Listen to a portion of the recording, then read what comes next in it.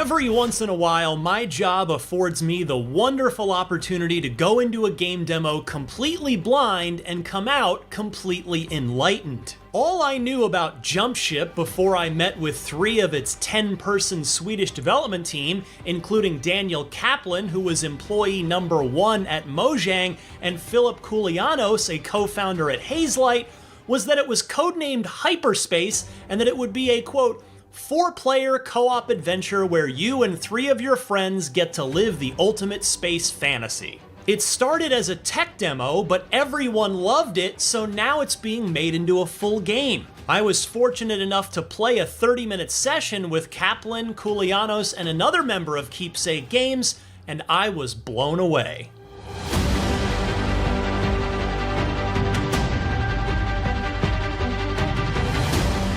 The headline you clicked on to get into this video is not hyperbole. By Keepsake's own definition, and one that I'd co-sign after playing the game for myself, Jumpship is a clear mix of Sea of Thieves, Left 4 Dead, and FTL. The Sea of Thieves piece comes from the fact that you and your 3 teammates all work together to fly, upgrade, customize, and maintain a single spaceship. One of you flies it, while the others can wander around inside of it or even on the outside of it if you pass through an airlock and then use your magnetized boots to stomp around the hull, manning, fixing, or upgrading the ship's cannons.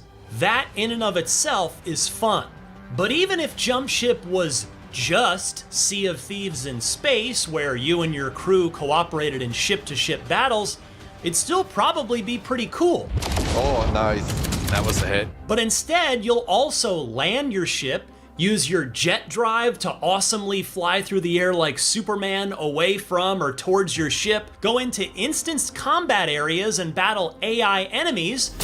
Jumpship, by the way, is a purely PvE game, marking one major difference from Sea of Thieves, in encounters that can get pretty tough, thus necessitating cooperation with your pals. Gotcha. A grenade, Spider-Bot. Add in that an AI director, to use Valve's term, dynamically populates these encounters, and you can see where the Left 4 Dead ingredient in Jumpship's recipe comes from. Manual override is required. I had a fantastic time blasting bots with the Keepsake developers. Finally, FTL. On board your ship, you'll manage power conduits and other ship functions in an FTL-esque minigame, which sadly I don't have footage of. All of it combines into a moment-to-moment that's never dull and constantly evolving. Hostile entities detected. Just when you get bored of manning the ship, assuming you're not the pilot, which by the way is super fun, it's time to land and go into full first-person shooter mode. And when you've done plenty of shooting and got your loot reward and are escaping and being blasted at as your ship departs, you're scrambling aboard the ship to make necessary repairs like a Star Trek crew. Meanwhile, you can choose any number of mission types from your ship map, from smaller loot-light payoffs that won't take too long, to longer multi-part episodes that have bigger rewards. Keepsake promises a metagame that will enable various forms of permanent character and ship progression, but naturally I didn't have a chance to see those in my short hands-on session. Still, I've seen enough to be thoroughly convinced. Jumpship is going to take us through crazy space battles, dogfights in the skies of planets, intense on-foot missions on the ground, and more. All while working together with 3 friends in ways that feel fun and useful without being frustrating. Kaplan and Koulianos told me that it's going to ship simultaneously on PC and Xbox whenever it's finally ready, and I can't wait. For more looks at the latest upcoming games, check out our previews of Dune Awakening and Visions of Mana. And for everything else in the world of video games, lay in a course for IGN. You may remember from last week's episode, our reviewer for Avowed on IGN, Travis Northup. Welcome back, Travis. Nice to be here. And our special guest this week joining us from Obsidian, we have the game director on Avowed, Carrie Patel. Carrie, thank you so much for making time. Thank you for having me. And a someone that I haven't seen in quite a while. He was an IGN Unfiltered guest way back in the day where we dug into his whole career. Although we got to do another one because there's been a lot more careers since then. The studio head at Obsidian, Fergus Urquhart. Fergus, good to see you, sir. Good to see you too, and it has been a while. It has indeed, but we have plenty to talk about this week. Avowed is out, whether you're playing on Game Pass, whether you've bought it on Steam, however, wherever you're playing it.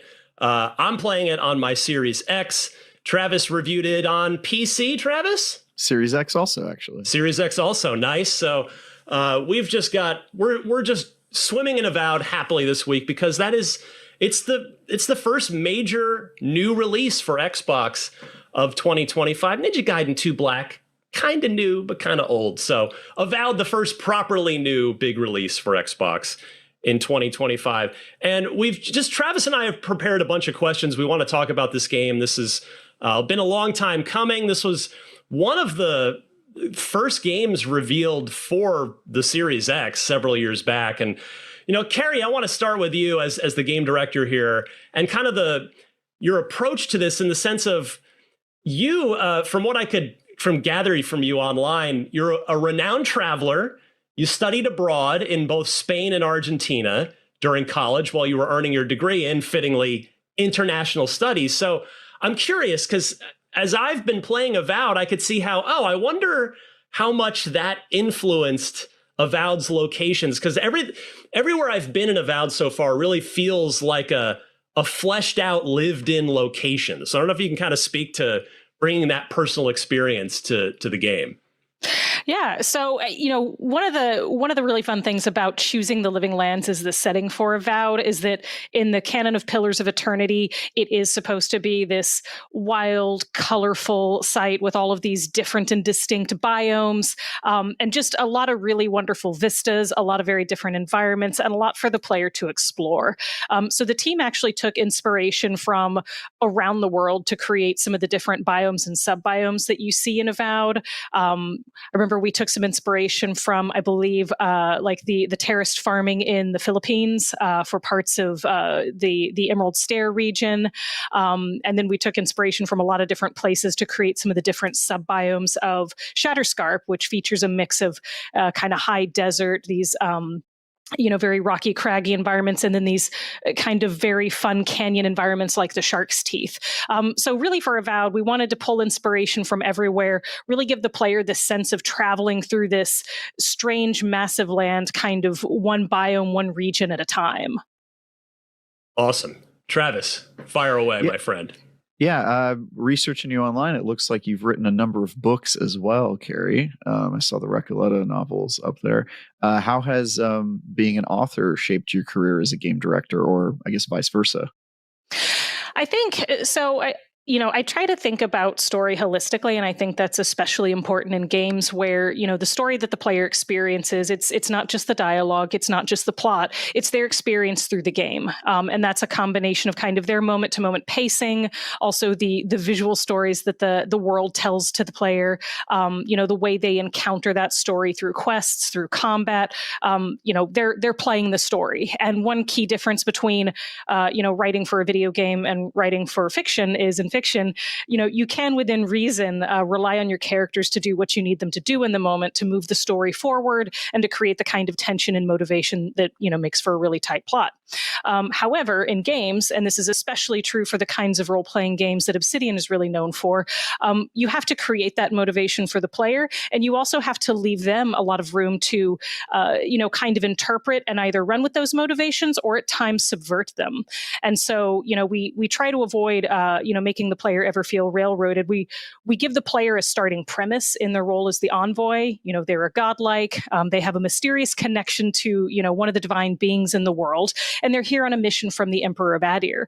But what they choose to do with those mandates, whether they again choose to fulfill them faithfully, whether they start to poke at the edges a bit, that's really up for the player. And so we try to create, lots of opportunities for players to really inhabit that role, especially in writing dialogue. I think it's critical to make sure that the player character can be just as interesting, dramatic, and funny as any of the NPCs they're talking to. So writing for a game is really about creating that possibility space for the player, giving them interesting options, and letting them try things and see what happens. I love that. Fergus, I don't want to leave you out here. First of all, I have to ask you, have any of the other studio heads inside XGS slacked you or called you up or texted you and told you to just slow your roll a little bit here? Because after you've announced you've shipped Avowed, and then you're shipping a second first-person role-playing game this year. So can you kind of speak to, whereas some of the Xbox game studios, we haven't even seen their first game from them yet. Yeah. So I think a part of it is, I think it's less about, slow your roll and are you insane? I think is a little bit of it. But no, I think we were very lucky in that sort of as a studio, when we came on with XGS and Xbox, we were about 170, 180 people, and through the course of the last, I guess now 5 or 6 years, we've not only grown the studio to about 285 people, but we also have a lot of really good co-dev partners with Heavy Iron and Beamdog. And so we're just in a situation where we have the opportunity and we have the resources to do this kind of thing. But believe me, there was a lot of conversations 3 or 4 years ago about is this going to work? Are we going to be able to do it? And luckily we're doing it. Avowed's turned out great, and Outer Worlds 2 is looking awesome. But I would also say there are the occasional side glances of really another game this year, So I know what you mean. Oh, I love that. Can you kind of speak real quick too, before we get back into Avowed specifically, about how the game is doing versus expectations? Because I've been seeing a lot of celebratory posts online from our mutual friend Aaron Greenberg with Steam charts and stuff. So can you kind of speak to the early returns so far versus the expectations? Oh, it's looking really good. So a lot of it is just what we've all been, me, Carrie, and the rest of the team had just been in the mix, reading every review, reading everything on Reddit, looking on TikTok and every corner of the internet to really understand, okay, how are people liking it? What are they liking? What are they not liking it? And just seeing what we can do to react. And because you just learn a lot. You learn a lot about your games.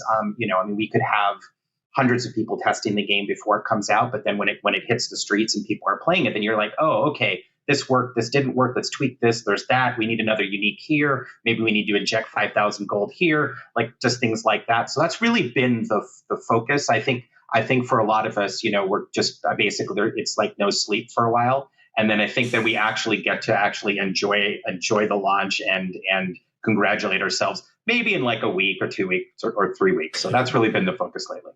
Because Carrie, you directed a DLC for the Outer Worlds, but this is your first time, I believe, as a game director on a full project. So you are a person then that's reading the reviews of your game? Because I've talked to many developers over the years. Some of them just don't like to read the reviews, and some of them want to read every word. So I guess you're in the latter camp. Yeah, I think it's important to absorb the feedback. It can definitely feel like drinking from a fire hose at times, but I think you chip away at it in bits, and you talk with. We have a wonderful comms team that also pulls a lot from not only our published reviews but also our user reviews, user feedback. We have a very active Discord channel that our comms team runs, where they are pulling issues that players are running into, reporting those back to us, and getting those into the pipeline for our team to fix. So there are a lot of channels for this feedback. You start chipping away at it and kind of absorbing it piece by piece. And over time, I think you get a real picture of what players enjoy, what they would like to see differently, and also what they were looking for in the first place with your game. Travis? That's interesting. I know something that has been discussed a lot was, at least externally by folks like us, was the art style of Avowed and how it seems to have evolved over time, clearly from the original cinematic reveal trailer to the final game. Can you talk about that and kind of the rest of the game's tone, shape, and style, and how it changed? Yeah. So the cinematic reveal trailer that we all saw several years ago was it was based around a different idea of what Avowed would be, where it would take place, what it would be about. So the everything that we've shown since then with this much more colorful, the much more colorful visuals, kind of the focus on the living lands reflects the direction that we've been moving in as a project since early 2021. For us, part of this color is about really showcasing, the beauty and the danger of the living lands. If we're picking this exotic, strange frontier for the player to go to, it should be fun and beautiful to explore. And it's been really cool to see players engaging with those vistas, taking screenshots from, some of their favorite spots around the map. So we wanted it to be beautiful. We wanted it to sell this sense of kind of otherness, of strangeness, but of, kind of this something that is still very majestic. And the other thing that it does is it kind of lets us show the danger of the living lands. Like part of what you're seeing in this gameplay right now is, bits of this dream scourge gunk, which is kind of a visual signifier of the mysterious plague that the player is in the living lands to investigate. And there's something kind of gross about it, but there's also something kind of beautiful about it. It has sort of this soap bubble iridescence. And I think without getting, too much into the weeds or too into spoilers, one of the questions the player is going to be asked to answer over the course of the game is, the living lands is going through a series of transformations. Some are related to the Adirian Empire's presence in the living lands, and some are related to the Dream Scourge and the forces behind it. Are those changes for the better? Are they for the worse? And what are you going to do about it? And so I think creating something that also visually explores that sense of ambiguity and pairs that danger with some beauty, I think it just gives players a lot to chew on and makes our world very beautiful and fun to explore. You mentioned, Carrie, the pivoting in early 2021 to the game that we ultimately got.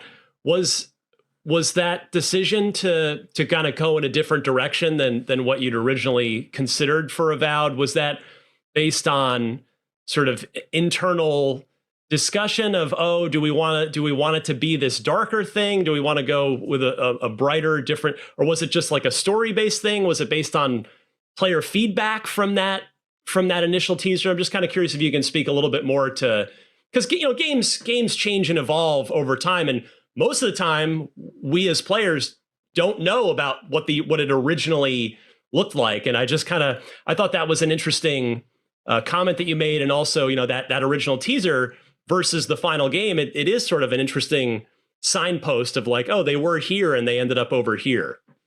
I mean, I could probably, you want me to jump? Yeah, I can kind of, I could talk, and then we'll go on that.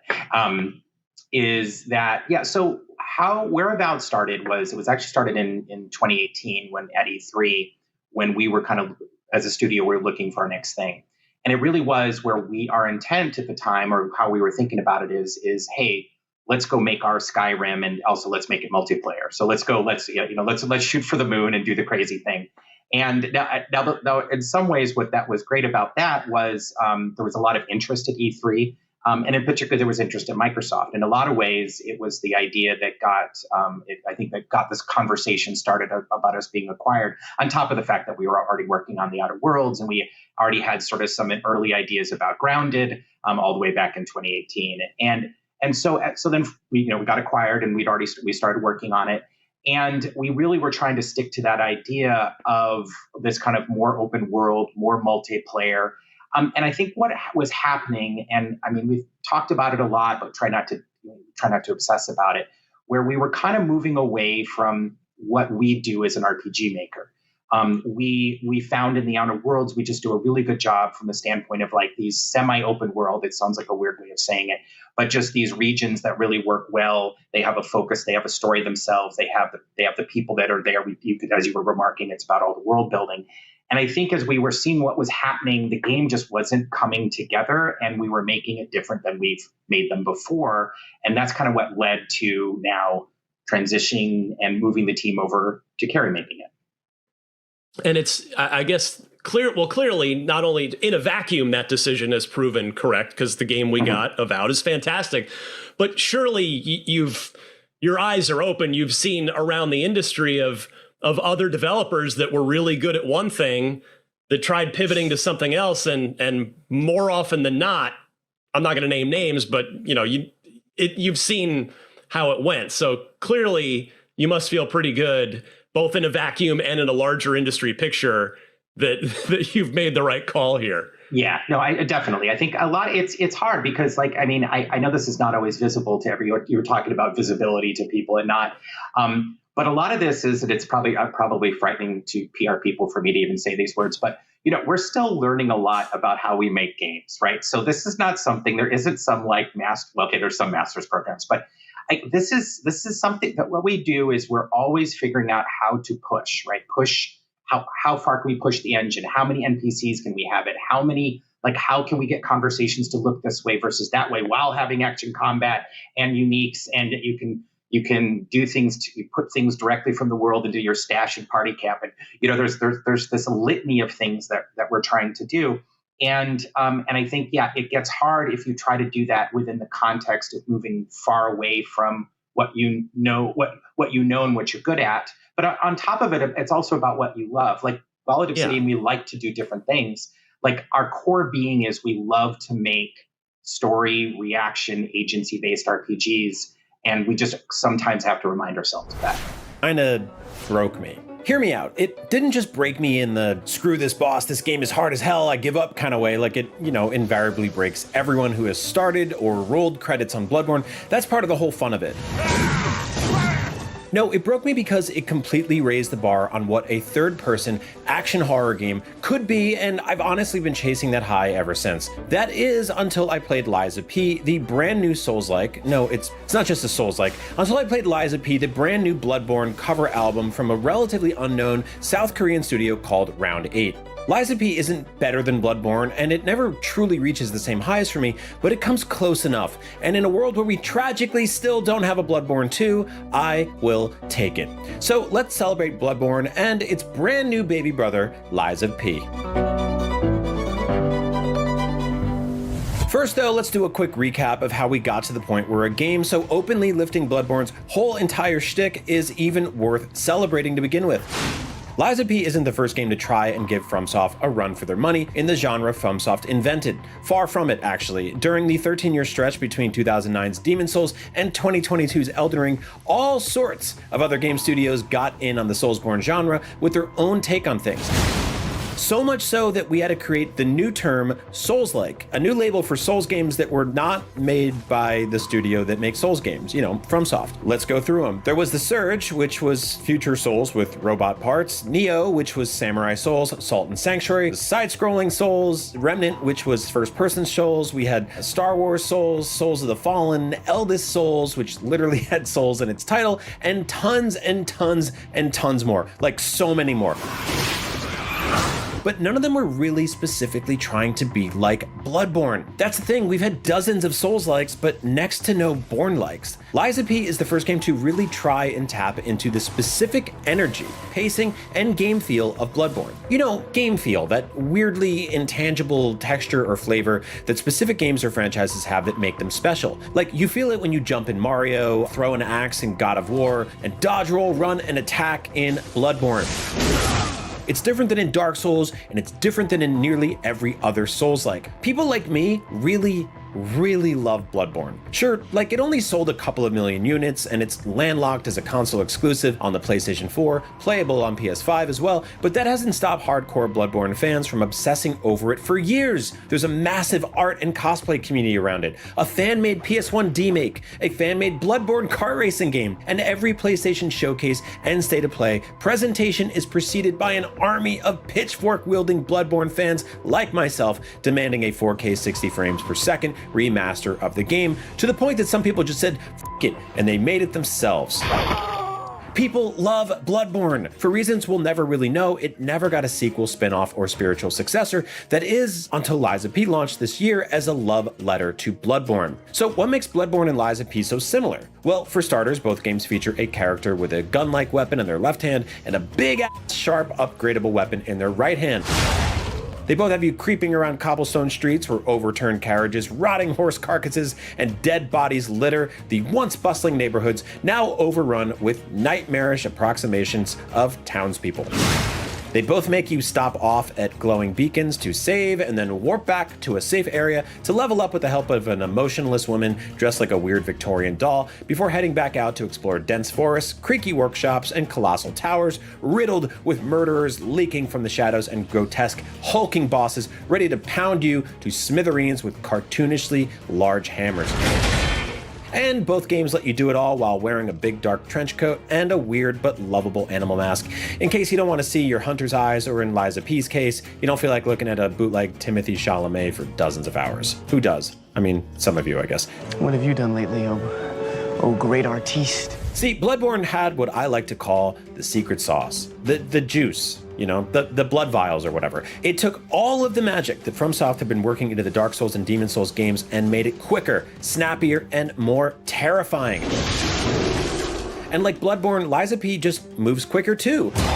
Themes and environments aside, Bloodborne and Liza P are simply built around faster traversal and combat. Sure, you know, some of the old school Dark Souls heads miss the heavier, more stoic approach to Souls games, but Bloodborne's reliance on gothic horror themes over evil Playmobil castles totally won me over. Now, since Bloodborne launched in 2015, FromSoft has continued to evolve the Souls genre with games like Dark Souls 3, Sekiro, and Elden Ring, which all up the ante in brilliant ways, and I love them all, but none of them connected with me on the same way that Bloodborne did. Elden Ring came closest with its near infinite options in weapon sets, stats, and playstyles, meaning I could get like damn near close to having my character feel like he plays like a Bloodborne hunter, but its emphasis on open world exploration and fast-paced yak horse travel, whatever Torn is just inherently different than, you know, tiptoeing around the dark and claustrophobic streets of Yharnam, a feeling that Liza P has almost completely recaptured for me.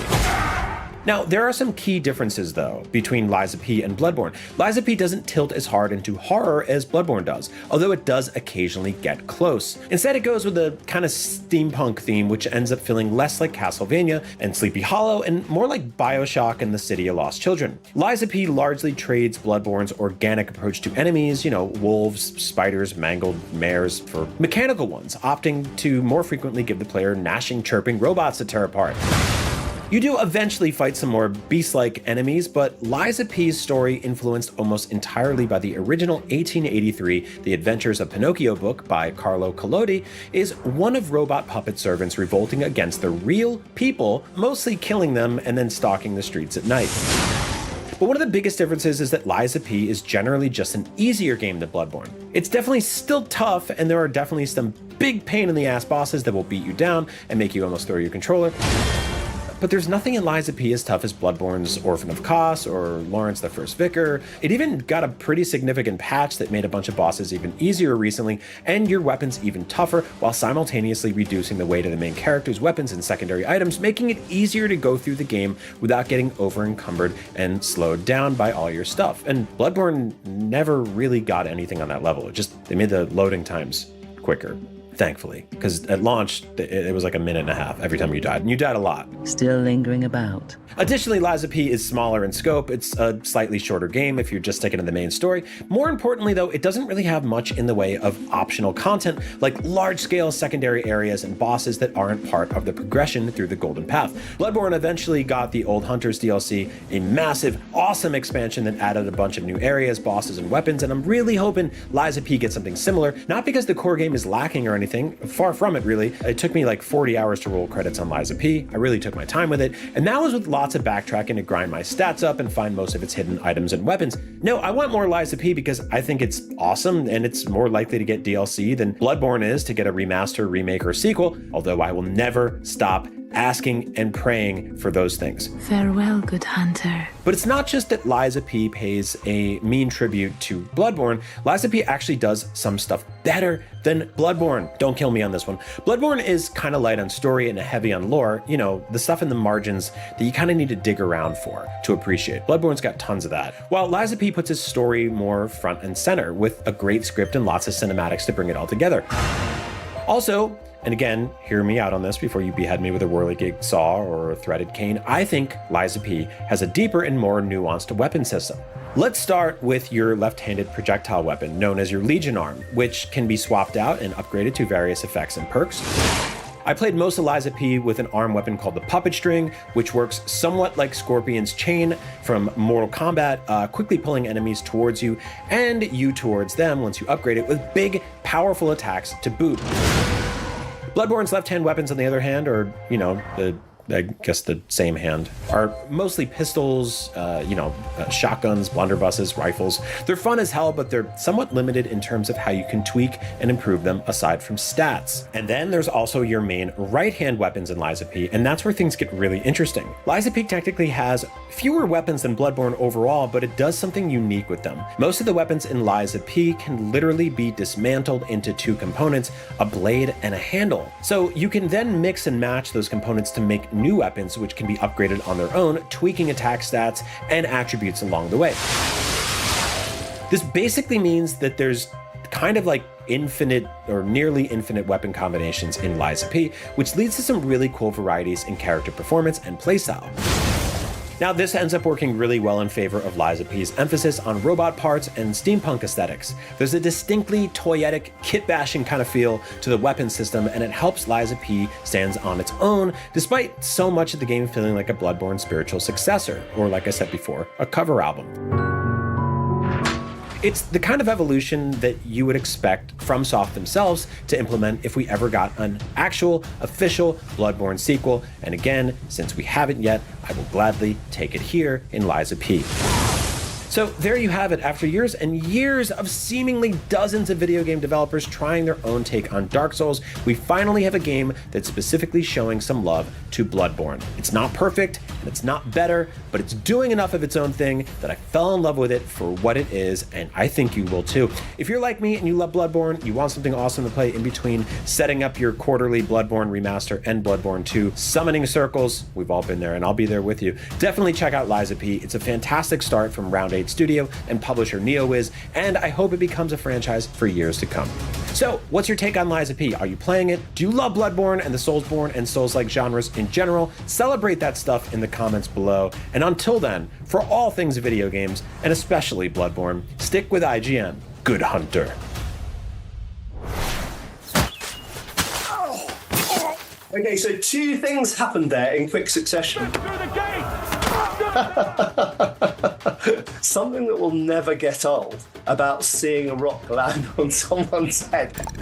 Hi folks, I'm Matt Easton of Scholar Gladiatoria channel and also Scholar Gladiatoria Fencing Club. I'm essentially a medieval and historical fighting aficionado and expert, if you want to call me that. I'm also an antique arms and armor dealer, and one of the other things I do is I study the original historical artifacts, the arms and the armor. So I'm a former archaeologist myself, and currently I do work with Windlass Company replicating swords and the Royal Armouries, looking at original arms and armor and then creating perfect one-to-one replicas of those. And today we're going to be looking at some gameplay, some battling, some fighting from Kingdom Come Deliverance 2, looking at the arms and armor.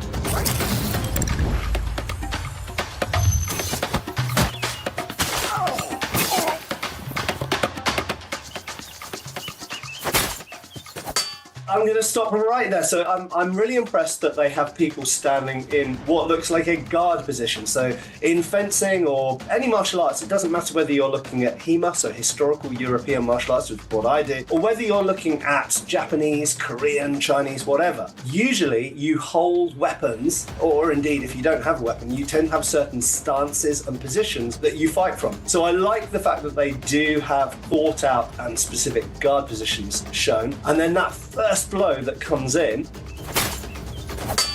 he does a pretty conventional parry, as we'd call it, on an inside guard or cart, if you want to use sort of 19th century fencing terms. You can see that they consulted with people who know about historical combat, and I know that the team that work on Kingdom Come have absolutely consulted HEMA experts on this.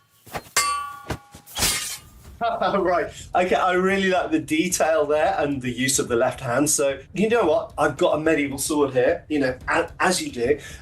So one of the things that I think not everybody realizes is when we're using swords, especially if you're just using a single sword by itself, we'll often use the spare hand. So it's great to see that you can use it for grabbing the other person's hand or arm, manipulating their body. even punching them. I wasn't too happy about that cut though, and there's a reason here. Now we're going to talk about the armor. So the guy is dressed in kind of late 14th century style armor, as far as I can see, which is a bassinet helmet with an attached aventail, it's called. So that chainmail around the neck, that's called an aventail. Now, you wouldn't be able to cut through that. You could stab through it, but you wouldn't be able to cut through it. So I'm not that happy about the cutting move specifically shown against the mail, because it wouldn't go through it. Although I like his guard position, it's kind of weirdly wide. There is a guard in the Italian systems that'd be called posto di finestra, which means the window guard, and usually it's held closer to the head. The problem with holding the weapon wide is it increases your reaction time. Say someone attacks to this side of my head, it means that I've got to move the sword further to get it over there. So to be honest, this actually isn't technical stuff. As soon as you get people sparring and fencing and someone's actually trying to hit them, you'll notice that a wide position like this very quickly becomes a narrow position like this, because they're trying to move as quickly as they can to either attack the opponent or defend themselves. But for gameplay purposes, I can kind of understand why maybe that makes it clearer to see. Okay, so two things happened there in quick succession, which I really, really like. First of all, a pommel to the face. A lot of people fixate on the blade, but they forget the fact that everything here is a weapon, and everything on the rest of your body is a weapon as well. So you can punch, you can kick, you can wrestle, you can throw. Hitting someone with a pommel, which is where we get the expression to pummel someone, is far more effective than punching them with your fist, although this guy's got gauntlets on, so that would make it more effective. But a pommel is, it's not sharp, it's not pointy, but it's roughly equivalent to the hammer in your shed. Not going to kill you, usually, but it will open a person up for that follow-up thrust. And I really like the detail that it was a thrust as a finishing blow. In this period, 14th, 15th century, in armour, thrusts are king, because thrusts can go in gaps between armour, or indeed against chainmail or mail, they can actually go through the armour. The fact that it's thrust through is really good and realistic and historical. You wouldn't be able to cut through it, but you could thrust through it. And that's what happens here, which is great.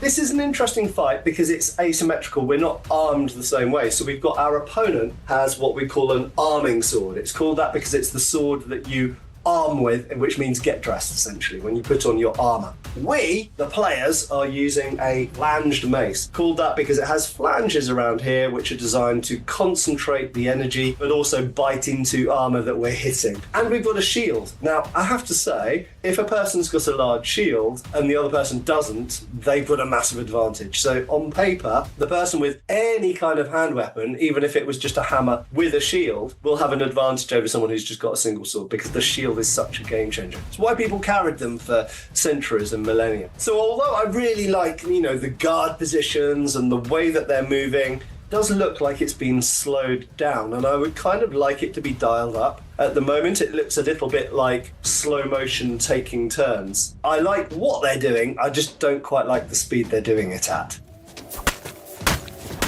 Right, I like that more, that quick flurry. So that looks more like fighting speed to me, with those flurry of attacks from the mace. I also like the variety, and I like the fact they have the thrust in there, because although you might go, oh, well, the mace doesn't have a point, so you can't thrust with it, but you can thrust with anything. You can thrust with a walking stick if you like. So a thrust like this into someone's face, because it's an open-faced helmet, is going to be very effective. More effective than a punch. Smashing someone in the face with the point then opens them up to a hit somewhere else. And I really like they have that hit to the back of the leg. I wonder if they got the idea for that from talking to bowhurt or full contact armored fighters, because this hit to the back of the leg is quite favored in armored fighting because it's where you don't have very much armor.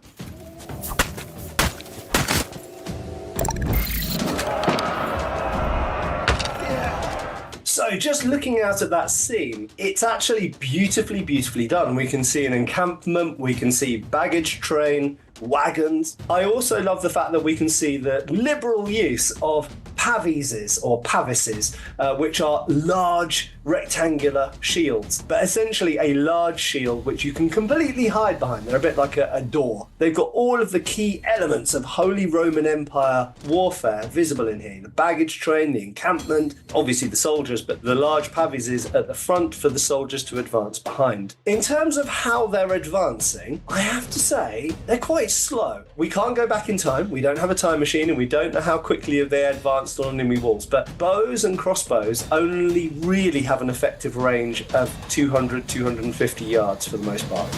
Some bows can shoot further than that, but for the most part, that's the danger area, is that 200 yards between you and the enemy. You want to cover that 200 yards in a fairly rapid, not running, because you want to be behind your pavises and you want to be coordinated. I don't think they'd walk incredibly slowly while being shot at. I think they would probably do it at a brisk walk. But anyway, let's see what happens next.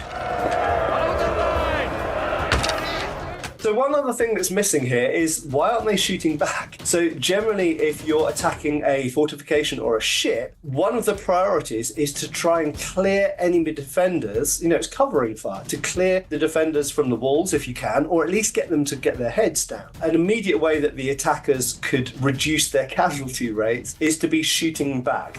Now I'll show you. Dismiss through the gate! There's something that will never get old about seeing a rock land on someone's head. Obviously not in real life, but in an animated and fun recreational way. But, the fact that this person had a bassinet, this type of helmet on with an aventail, if a large rock hits you on the head, that's still a lot of energy hitting you in the head. So, it wouldn't cave in their skull, but it very likely might knock them out or, concuss them or damage their neck. So yeah, large heavy weights, always effective. So I've got to be honest, so far, this is the one thing which is making me really want to play this game, because I want to drop rocks on people's heads. This looks absolutely hilarious.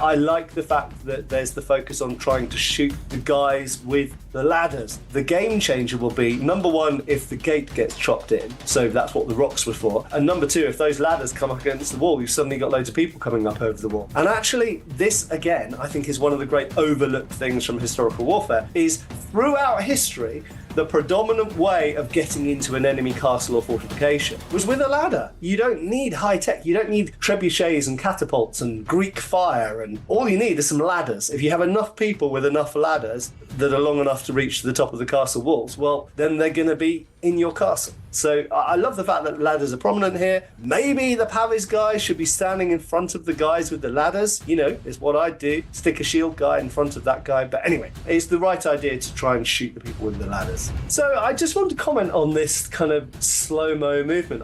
I'm really surprised by how slow the bots essentially move. They walk slowly, they swing their swords slowly, they climb up ladders slowly. I think it all needs to be sped up a little bit. They just look very, very sluggish and slow-mo in all of their movements, which I find a little bit off-putting. In terms of what they're actually doing, it all looks pretty good. Take that! Jesus!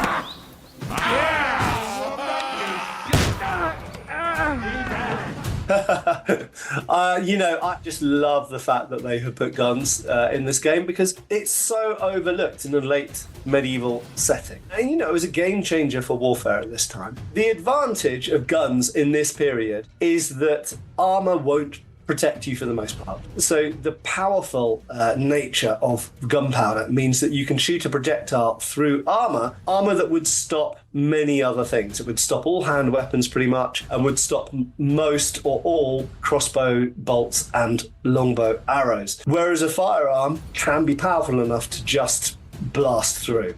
In terms of showing how the loading and the firing works, I would put this at about 7 out of 10, maybe 8 out of 10. I think it's pretty good. They don't really, in my view, show all of the steps. They're simplified. Now, I do understand why they do that for gameplay purposes. If it was taking you 30 seconds to load, it would probably be really, really boring. Not at all effective in this close combat situation. And that's important as well. Take that! So based on what I've seen, I definitely want to play this game. It looks incredible. Clearly very, very well researched. The armor is all historically correct for the period, beginning in the 1400s essentially. The weapons are all accurately modeled. Even the guard positions, not always, but most of the guard positions are quite good. They're sort of historically inspired, even if they're not perfect, and I would tweak them a bit. I guess the question is about the gameplay, and the fighting does look a bit slow-mo to me, and I don't really understand why that would be the case. There are other games in this genre, Bannerlord for example, where you can move at realistic speed, so I don't understand why this looks quite slow. Of everything I've seen here, I would love to see the combat speed in close combat increased, but overall it looks like it has huge potential. Massive kudos to the historical research that's gone into this. For more from Kingdom Come Deliverance 2, make sure to check out the first 43 minutes of gameplay, 8 details you shouldn't miss, or 8 developer tips for surviving. And for everything else, you're already in the right place with IGN.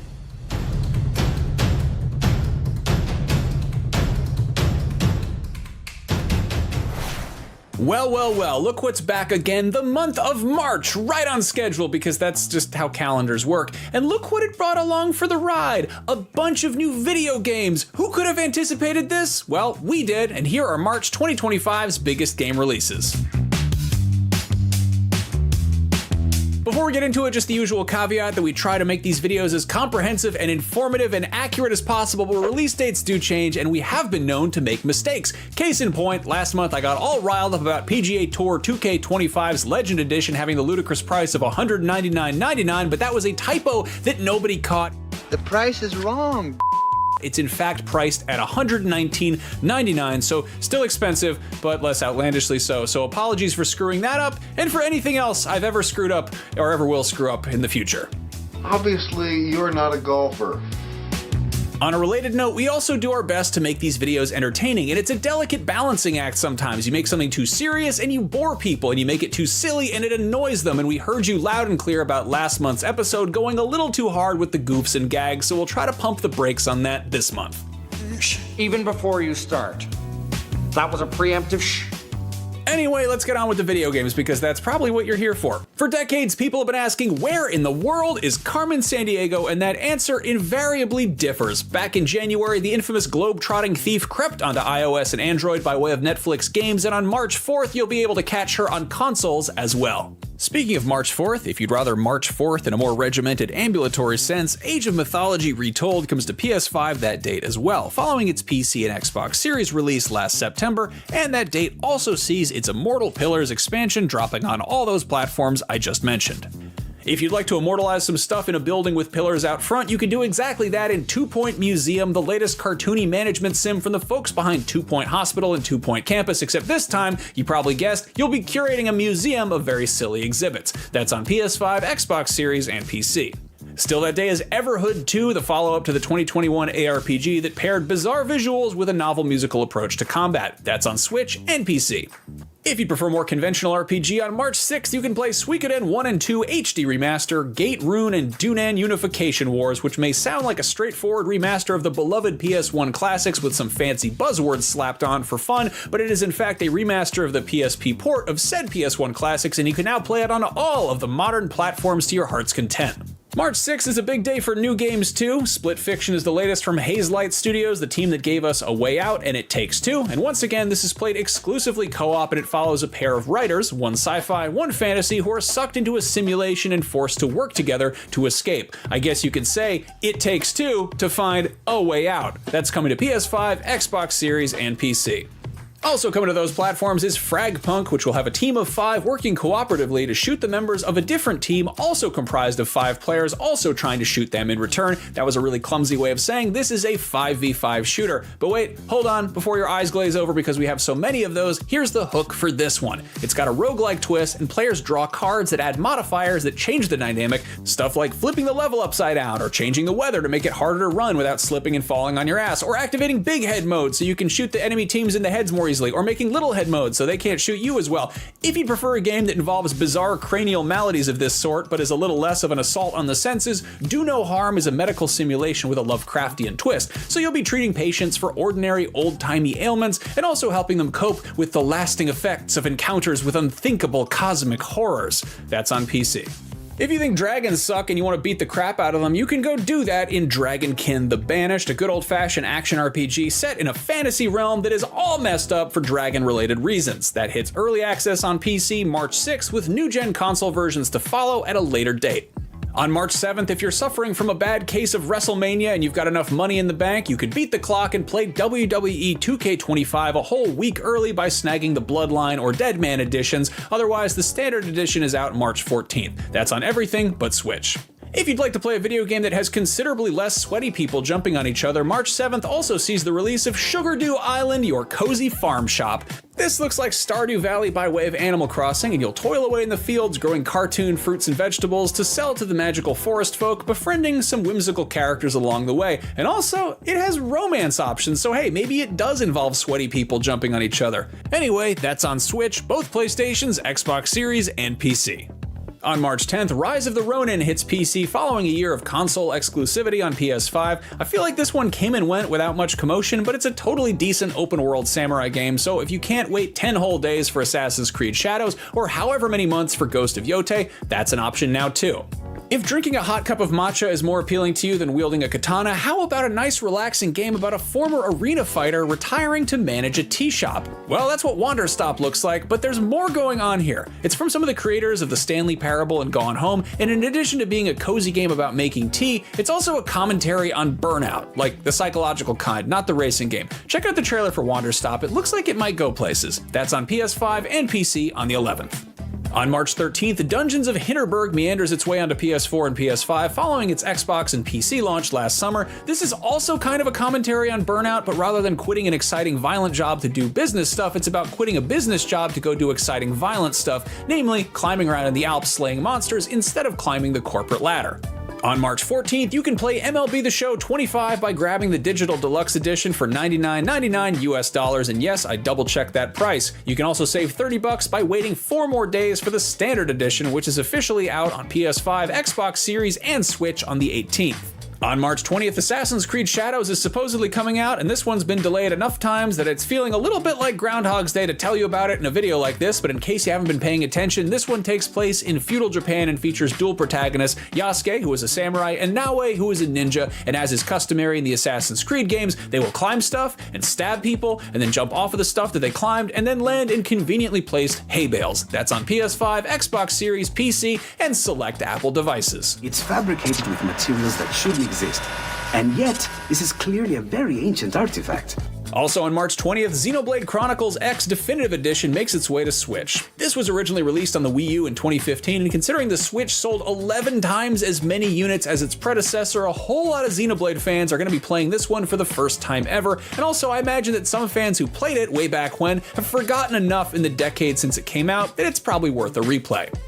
The first few months of the year are usually big for JRPGs, and we regularly get annual installments of long-running series with even longer-running titles. For example, Atelier Yumiya, The Alchemist of Memories in the Envisioned Land, which is coming to everything on March 21st. This is the follow-up to last year's Atelier Reslariana, Forgotten Alchemy, and The Liberator of Polar Night, which only came to mobile and PC, but the year before that, there was Atelier Ryza 3, Alchemist of the End, and The Secret Key.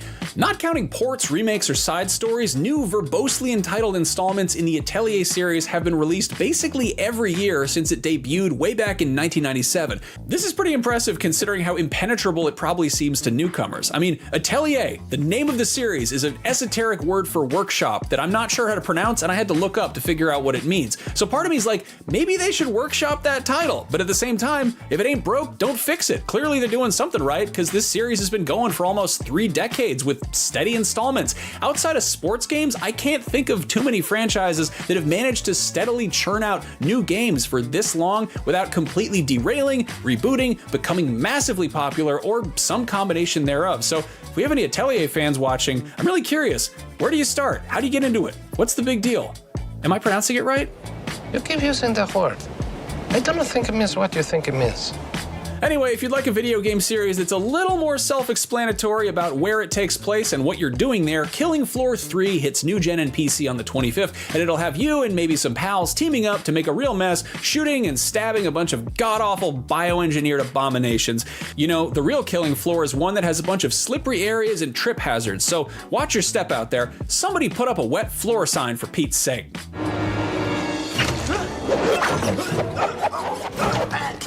On March 26, you can burn rubber and leave skid marks all over the place in JDM Japanese Drift Master, an open world racer with hyper-realistic gameplay, but a story that unfolds through animated cutscenes that are clearly taking some cues from Initial D. You can install that on your D drive on your PC.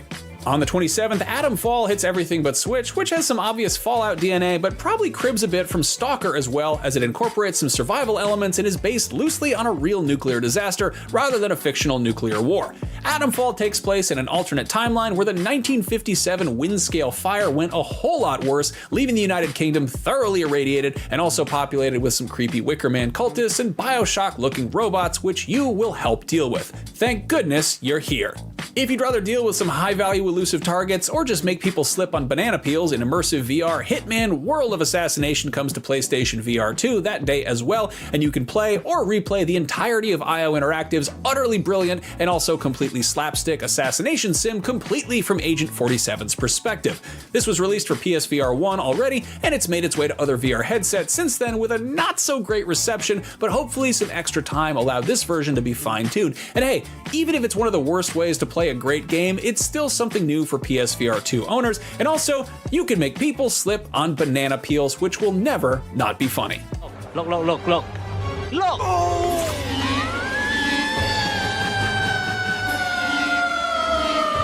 Still that day is Bubble Ghost Remake. Bubble Ghost was first released in 1987 for a variety of personal computers before having the noteworthy honor of being the first French game published for the original Game Boy, or the Jeu de Garçon as they don't actually call it there.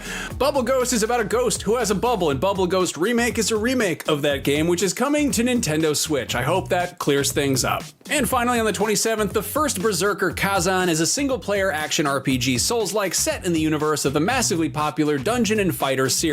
And man, it is so nice to see a live service multiplayer game reinvented as a cool looking single player game rather than the other way around. And now I want to see Maple Story turned into a horrifying Souls-like. The first Berserker is coming to Xbox Series, PS5, and PC.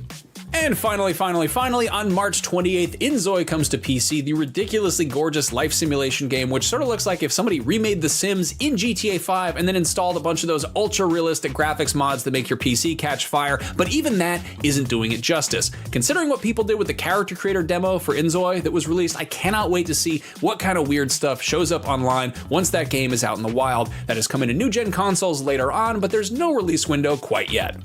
Okay, those are March 2025's biggest games. If you have trouble keeping track of all of these games, I would highly recommend checking out IGN Playlist. It's kind of like Goodreads or Letterboxd, but it's for games. We've got a massive database of basically every game ever released, announced, or even just rumored, so if you want to keep a list of everything you already played, are currently playing, or want to play someday in the future, you can do that there, among other things. Check it out by going to this website or clicking this QR code, or just Google it. Real quick before we go, I wanted to plug another video I was in last month that involved me flying to the UK, going to an actual castle, interviewing medieval experts about how historically authentic Kingdom Come Deliverance 2 is, and then getting hit on the head with stuff while wearing a full suit of armor. It is one of my favorite videos I've ever been in, so please go watch that if you haven't already.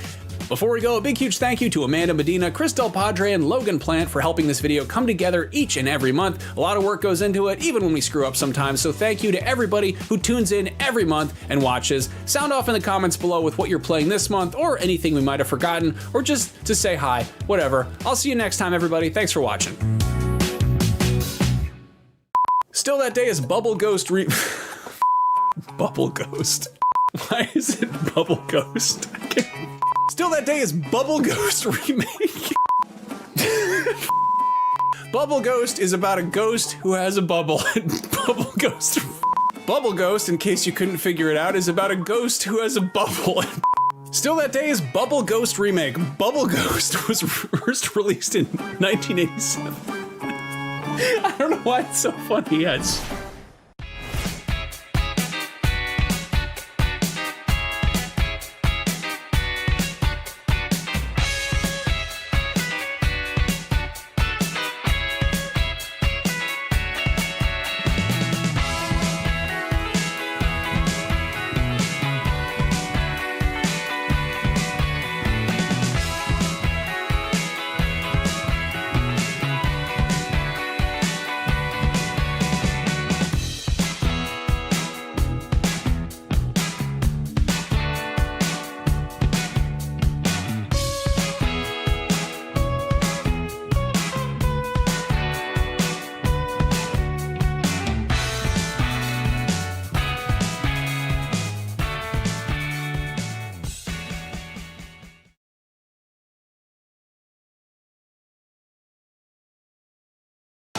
IGN FanFest 2025 is here.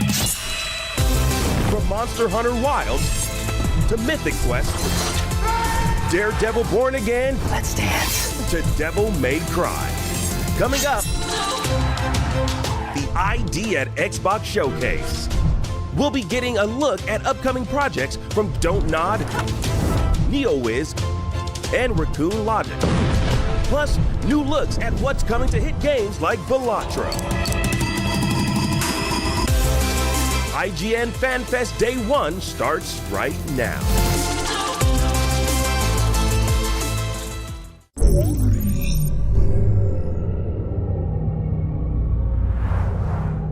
Hi, I'm Martin Tweed, former CEO of Kindred Aerospace.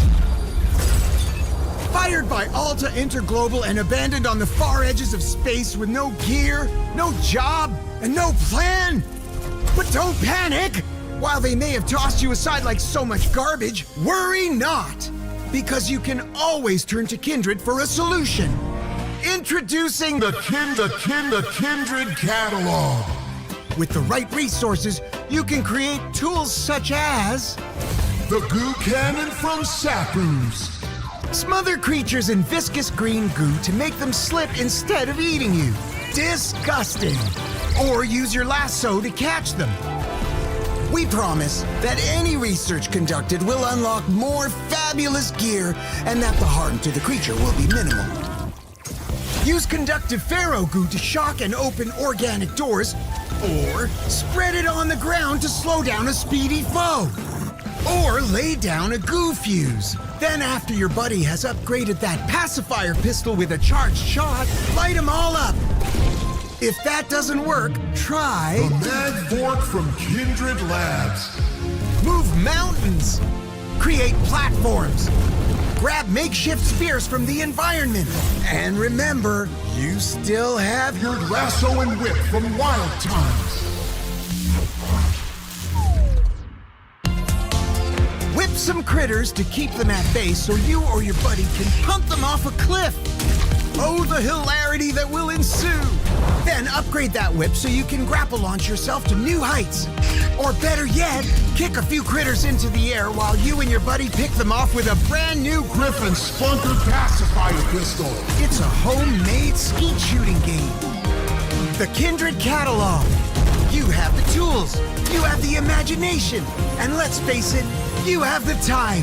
Find it, build it, then execute it. The wackier the plan, the juicier the solution. I'll be in touch. Onward and upward.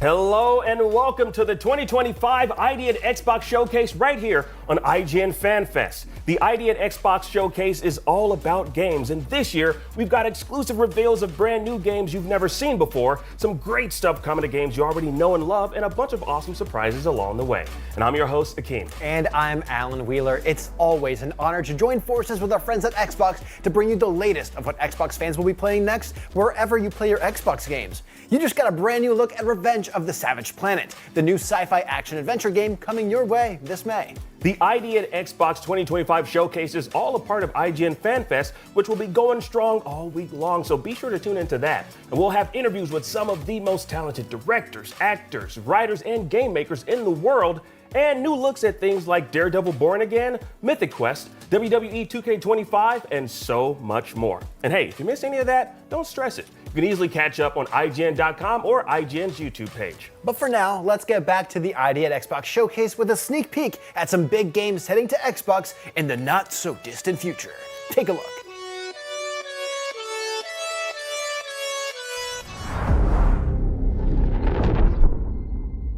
Warning, hostile ships detected.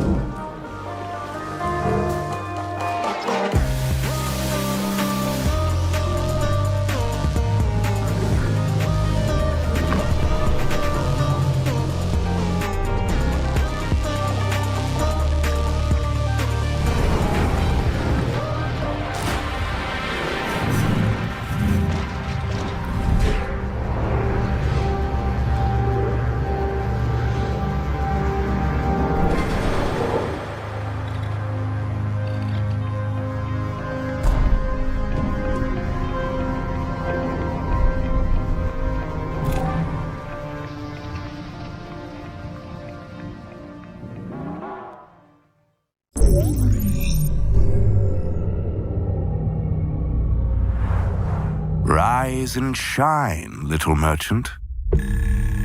Wake up. Wake up, Will. Get ready. Your next journey unfolds. A new place to call home. Uncharted lands brimming with peril.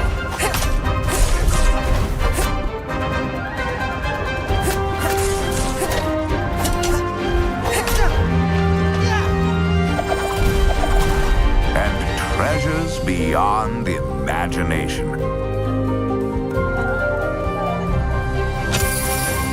Tread carefully, though. Who knows what tomorrow holds?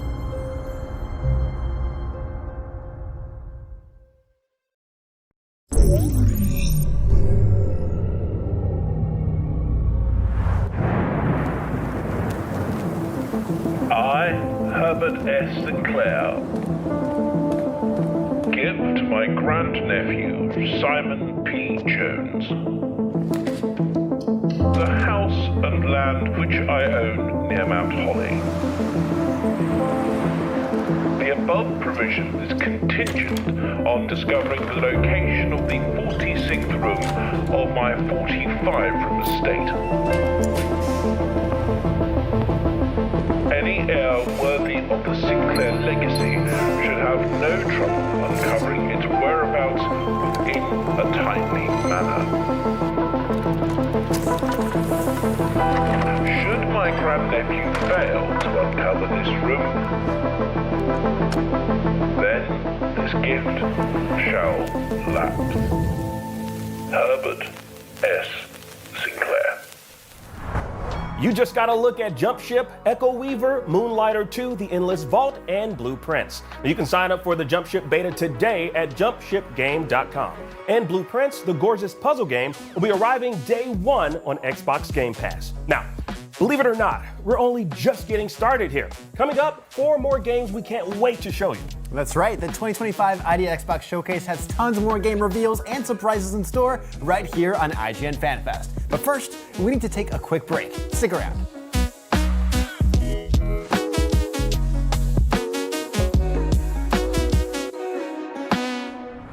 FanFest is presented by the Army National Guard, serving our communities and helping those in need. Are you ready to make a difference?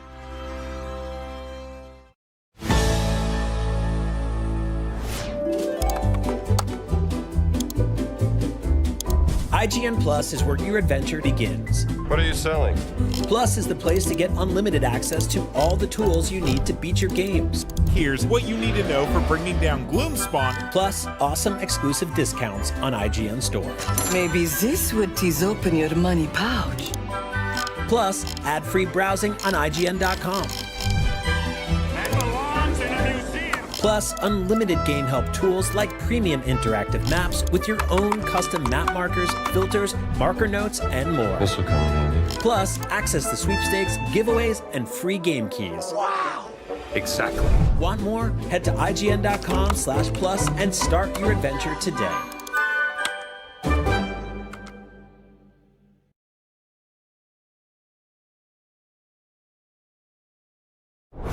IGN Store has it all. From clothes and collectibles to vinyl records, accessories, model kits, and action figures from the biggest and best franchises like The Legend of Zelda, Star Wars, Fallout, Dungeons & Dragons, and more. Whatever your pop culture passion, you're guaranteed to find something you love. There are new and exciting products hitting the store every week, like the Wasteland-ready Fallout Vault 33 hoodie, which pairs perfectly with the working wearable Pip-Boy. Plus, high-quality IGN Store exclusives like the powerful and spicy Star Wars Darkside Hot Sauce by Truff. We've even got merchandise for you to rock while tuning in to the IGN shows and podcasts you love. Or cap off a long day by relaxing to the soundtracks of your favorite video games, like Cyberpunk and The Last of Us. And the best part? You don't even need to leave the house to go there. Just head to store.ign.com and start shopping today. The IGN Store. You deserve it. Hey, welcome back to ID at Xbox right here on IGN FanFest. Now up next, we have 4 more games we can't wait to show you, starting with Outbound. So let's go.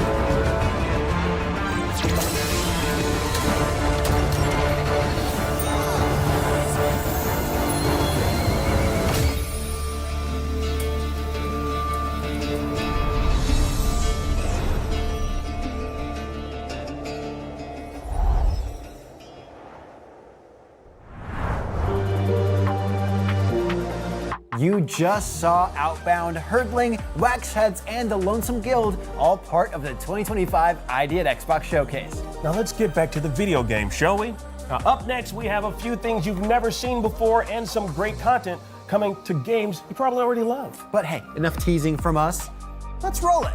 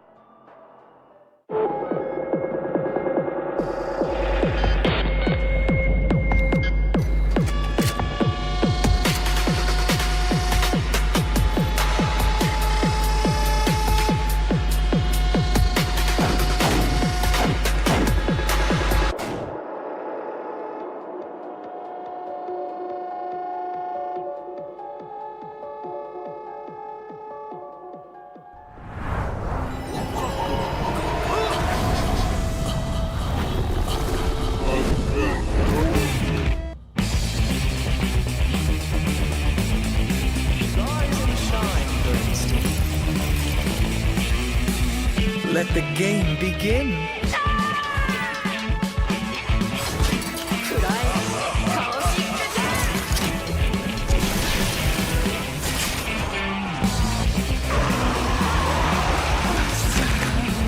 How painfully human.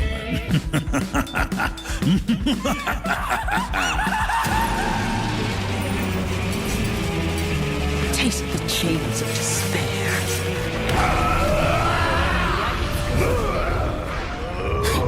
I'll burn you to the bone.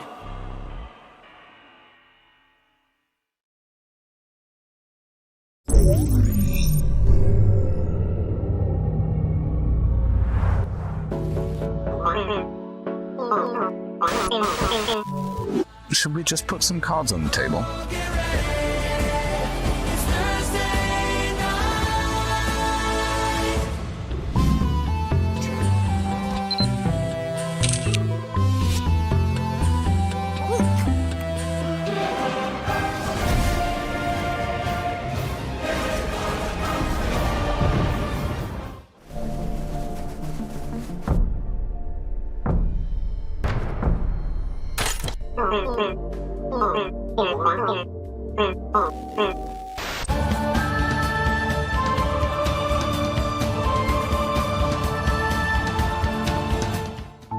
You know what they say, the house always wins. Looks like the joke's on us.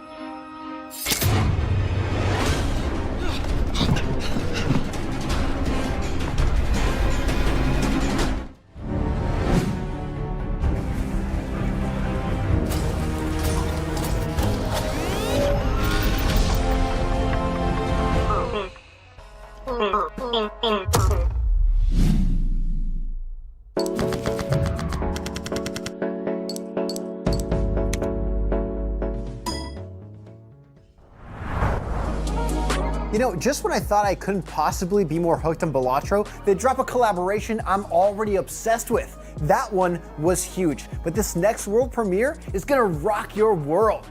Check it out.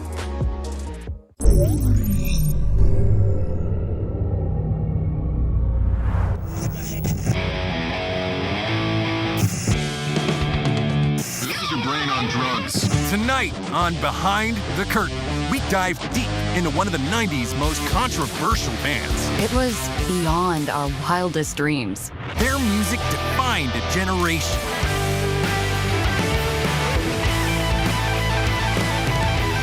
What can I say, man? Artistic genius is a curse. The man behind this meteoric rise, their notorious manager. He drove from out of town to meet us. We were waiting at this bar. We'll be paying this guy, so I want to know. What exactly will you do for us? Plain and simple. I'll make you rich. You know why I'm here, lad? I'm here to f*** you over. Make me stray, Pharaoh. To Filthy rich, drowning in women, piss through it all. Oh my God, Vernon! I know where this road leads, and it ain't nowhere pretty. Looking for trouble? Effervescent, isn't it?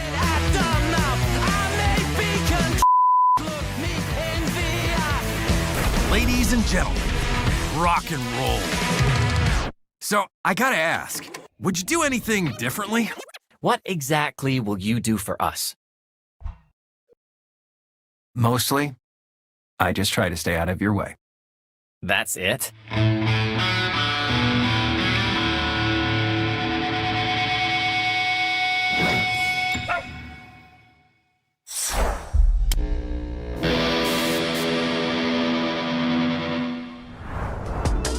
That was the world premiere and release date reveal for Rock Beasts, and it looks like it absolutely rocks. You know, everybody knows that rock beats scissors, paper beats rock, and scissors beats paper, but a beast would probably just destroy all of them, let alone a rock beast.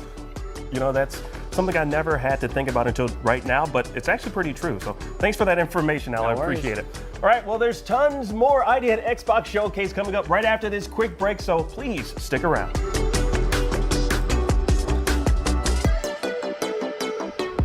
FanFest is presented by Mega Break. Open beta available now on PC and Xbox with crossplay.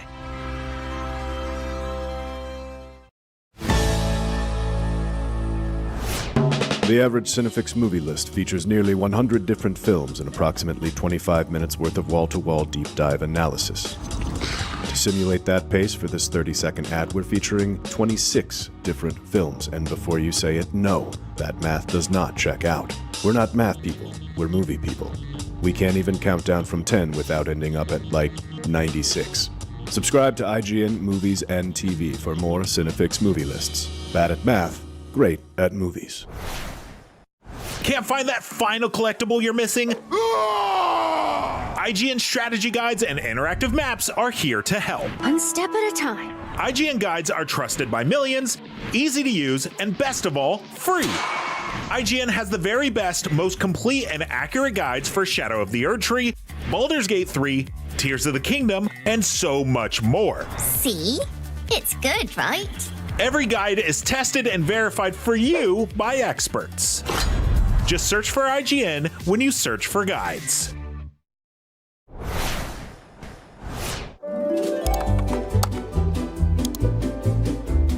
IGN Plus is where your adventure begins. What are you selling? Plus is the place to get unlimited access to all the tools you need to beat your games. Here's what you need to know for bringing down Gloomspawn. Plus, awesome exclusive discounts on IGN Store. Maybe this would tease open your money pouch. Plus, ad-free browsing on IGN.com. Plus, unlimited game help tools like premium interactive maps with your own custom map markers, filters, marker notes, and more. This will come in handy. Plus, access to sweepstakes, giveaways, and free game keys. Wow! Exactly. Want more? Head to IGN.com/plus and start your adventure today.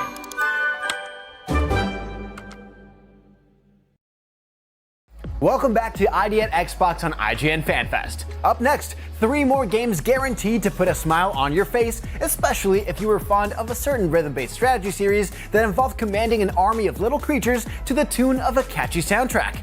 Sound familiar? Here's a gameplay clip from the upcoming rhythm-based roguelike Ratatan.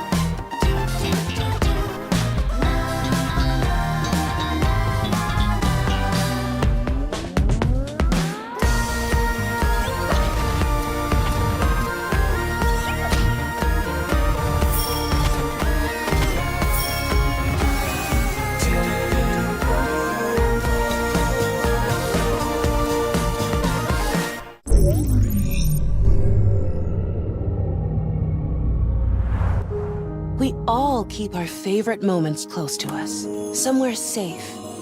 This box holds mine. Welcome to Widow. This is a cozy, story-driven game about my happiest memory, summer in the countryside. Let me show you. It's simple. Just drag each object to its place, assembling the story, piece by piece, cup to cup, cat to cat. One summer, I was sent to the countryside. You know, a place that's not marked on any map. I used to be such a city girl, always online, always busy. Spending my whole summer in a forsaken village? No thanks. But here I am, surrounded by a gang of geese, clearly thinking they're the biggest deal around here. But who had been feeding them so well? Perhaps a goose grandma who always says they're too skinny? I had to fight a sneaky goat every day from my own backpack, cheered on by the laughter of the tiny yellow goslings. And that's how the story starts. My first day in a sweet village, full of joy, friendly faces, and welcoming warmth from the locals. Lovely place. But, you know, everything changed when I met Ben.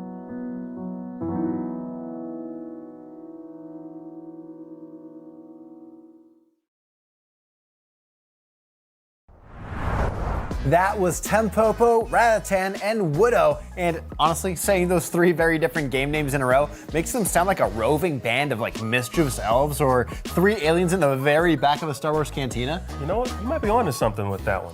Now, we're getting close to the finish line here today, but that doesn't mean we're out of surprises for you just yet. We've got lots more new games to show you, plus a huge update coming to one of the best games of the generation. All this and more as the 2025 IGN Xbox Showcase continues after this break.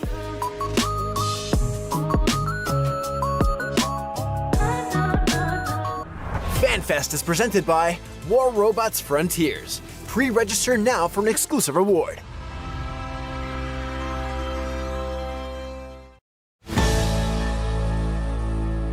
The Cinefix Top 100. A list so secretive even we don't know what movies are on it or where they rank. What do you mean you don't know? Each episode will reveal one of the movies. Did I rush it? Felt like I rushed. That was good. I liked it. Talk about why it belongs and finally find out where it ranks. Are you not entertained? Are any of the movies we've shown here even on the list? I have no idea, and it drives me crazy.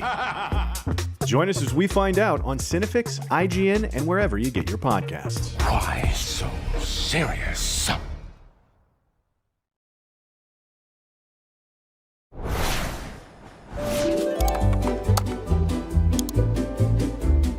IGN Plus is where your adventure begins. What are you selling? Plus is the place to get unlimited access to all the tools you need to beat your games. Here's what you need to know for bringing down Gloomspawn. Plus, awesome exclusive discounts on IGN Store. Maybe this would tease open your money pouch. Plus, ad-free browsing on IGN.com. Plus, unlimited game help tools like premium interactive maps with your own custom map markers, filters, marker notes, and more. This will come in handy. Plus, access to sweepstakes, giveaways, and free game keys. Wow! Exactly. Want more? Head to IGN.com/plus and start your adventure today.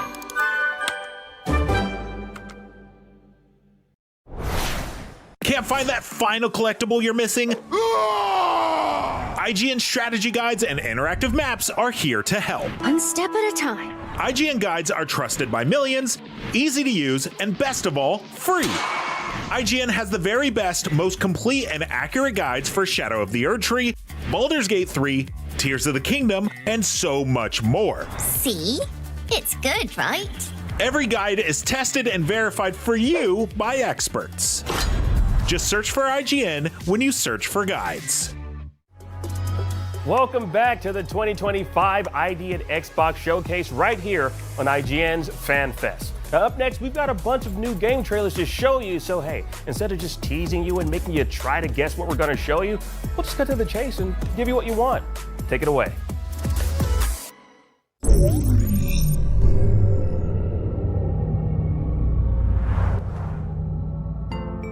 This is Pon. He's a tanuki. This summer, by order of the Tanuki god, Pon has to restore the great Tanuki shrine. To do so, he needs to earn money.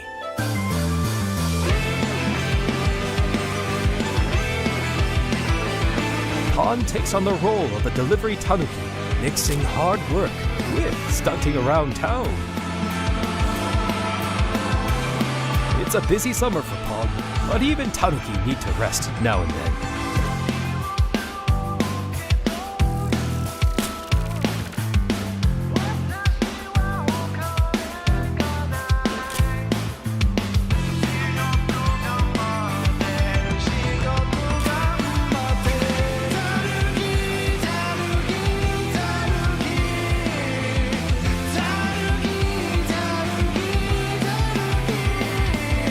This is Pon's summer.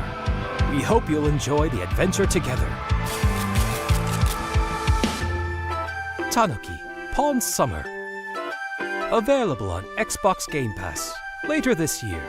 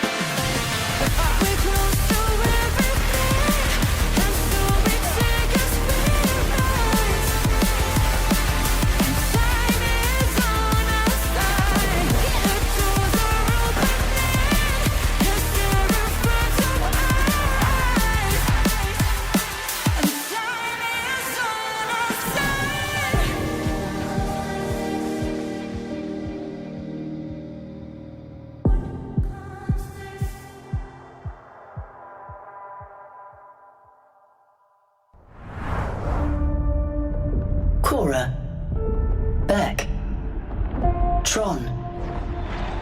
Every grid has its heroes. The Arc grid fractures into the glitch, but one program stands against that storm. Exo. You.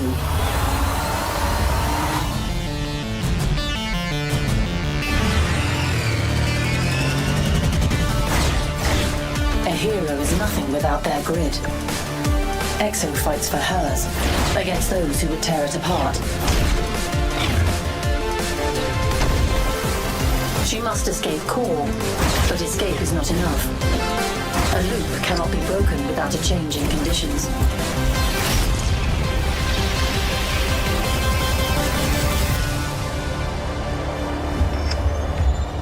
Break the loop program.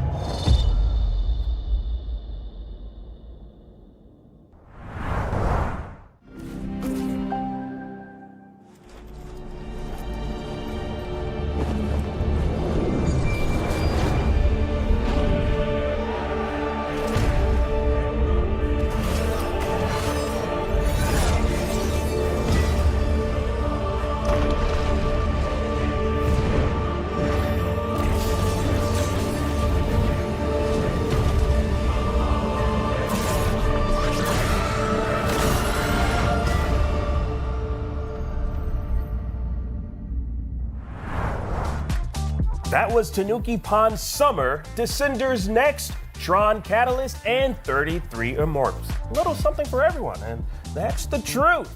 But hey, if the truth really isn't your thing, you probably love the 2023 action game Lies of P that turned the classic story of Pinocchio into a brutal steampunk horror world full of terrifying puppet monsters. Yeah, but 2023 was so long ago, so maybe you're asking yourself, when are we gonna get to go back to the world of Lies of P and experience a whole new adventure? Well, I'm glad you asked, because we have your answer right here and right now on the 2025 IGN Xbox Showcase. Take a look.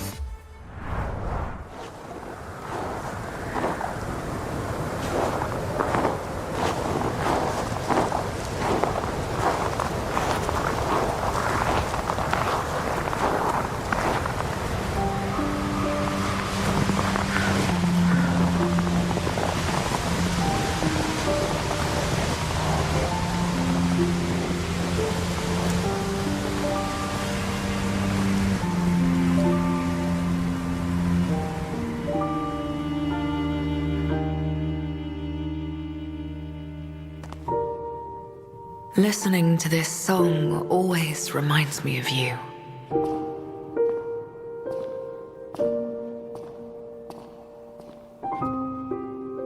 But now you belong to the past.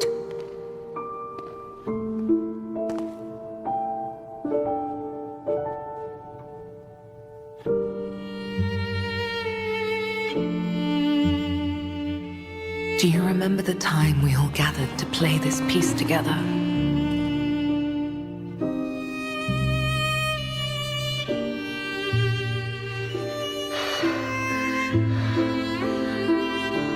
I never got to say farewell.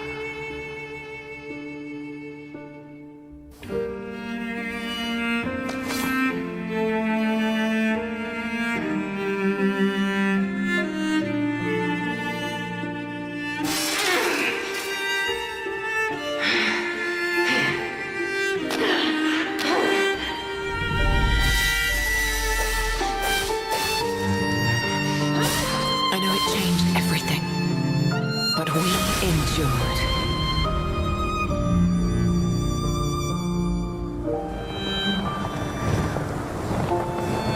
Perhaps someday, if we can cross the bounds of time, we'll meet again.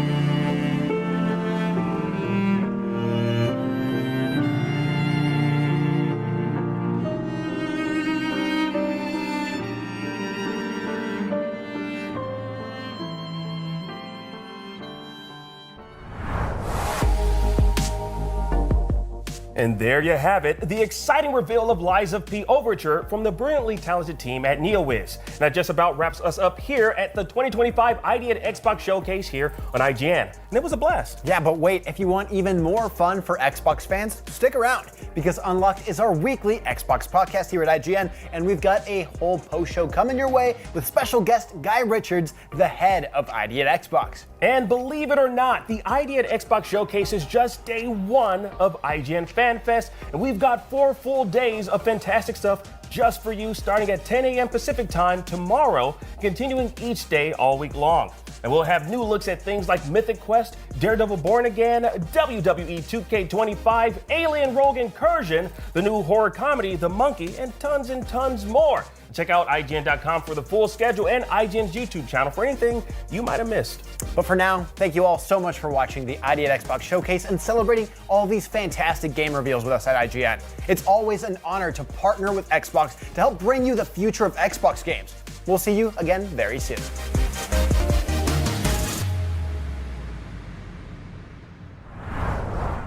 Welcome to Podcast Unlocked. It is IGN's weekly Xbox show. You just watched the latest ID at Xbox showcase presented by us, IGN, but also, of course, a whole bunch of cool developers and the ID at Xbox team at Microsoft. My name is Ryan McCaffrey joining you. This is officially episode 681 of Podcast Unlocked. And joining me, as always, Michael Hyam. Good to see you, sir. Hi, thanks for having me every week, because you have to have me on every week now. That's right. It's in the contract. It's done. I signed it in blood. There's nothing I can do about it now. You can go off the rails, and I'm stuck with you. Really, that's right. That's what it amounts to. Say less. Miranda Sanchez, I know you're still not feeling great, but just thank you for being here. I know it's been a bit of a tough road for you lately. Yeah, this is when we'll encourage you to watch the video, because I'll be doing a lot of movement, talking. I'm a bit of a frog. This is the best I could get my voice right now, so please bear with me. And I'm glad to be back, though. I missed y'all. We missed you too, and hopefully your voice has regained its full strength here fairly soon. And then our special guest here, just next to me on the screen, is Guy Richards. He is the ID at Xbox director. Guy, thank you so much for hanging out with us here. Hey, it's cool to be here. Big fan of the show. Been listening for years, drive to work, walking the dog, all that kind of thing. So, yeah, really excited to talk about some of the awesome games we've just seen. Well, we've got plenty of them. I mean, I think there were 22, maybe, if I had my count correct, something like that. But I wanted to just kind of start real quick. If you could tell the audience, what does ID at Xbox director mean? Because I know, with us, we get the people that aren't in our world. when we try to explain what it is we do, they'll be like, oh, so you play video games all day. And it's like, actually, no. But with you, I actually think I might be guilty of doing what other people do to me, because as the ID at Xbox director, my guess is you play video games all day and try to figure out which ones are a good fit for the ID at Xbox program. So in all seriousness, what sort of does your role encompass? Yeah, I mean, definitely playing games is part of it, right? But there's a lot more to it than that. There's a lot of boring stuff that I guess goes on behind the scenes in terms of just trying to make it easier for independent developers to come to Xbox. Everything we do is centered around trying to empower independent developers to make the games that they want to build and ultimately reach a multi-platform audience through Xbox. So we're always looking at ways that we can make it easier for developers to find new players on console, PC, and cloud. So like all of the endpoints and devices that make up the Xbox ecosystem today. And yeah, part of that involves like looking at games early, trying to understand like what games are a great fit for some of the different initiatives that we've got. I'm here at DICE, so the conference in Vegas this week, so hanging out with some developers. So great opportunity to meet some of the existing partners that are on the program, looking at some of the games that they've got coming to Xbox, where maybe we might dive a little bit deeper in their go-to-market plans and give some feedback and look at ways that we can really partner together on all of their different marketing activities and the ways that they want to bring games to Xbox, as well as meeting like new studios that haven't shipped games on Xbox yet, and finding ways that we can help them bring those games to Xbox, so our Xbox fans can experience those games in the future too. So by helping them out, I'm guessing that means in some cases funding. Is it in some cases maybe providing dev kits? Like, can you give a top level idea of sort of what that means when you're trying to help developers get games to market? Yeah, so there's a whole host of things that we do, right? So getting access to dev kits, SDKs, technology, all the resources that studios need to build games is one part of it. And any developer that signs up for the ID at Xbox program, where we have more than 5,000 studios worldwide at the moment, they get access to like all the same level of like technology and kits that like any other studio worldwide does.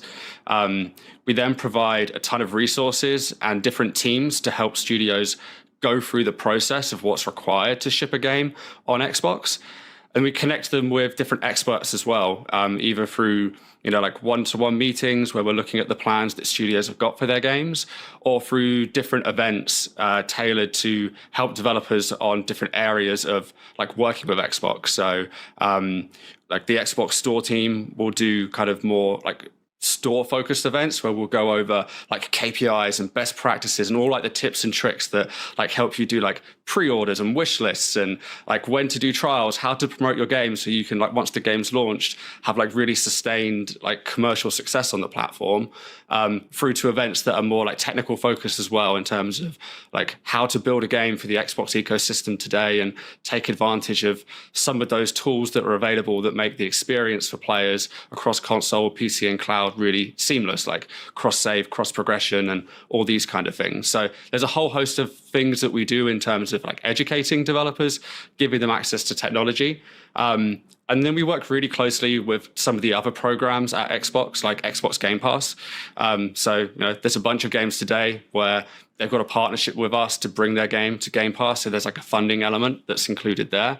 And then we have some funding programs within the ID at Xbox team itself, like our developer acceleration program, where we're already supporting over 150 underrepresented creators that are getting either like port funding or prototype funding to kind of bring those ideas to the Xbox audience as well. So there's a ton more things that I didn't mention, and I've already mentioned lots. So there's just a huge amount of ways that we work with studios to make coming to Xbox easier.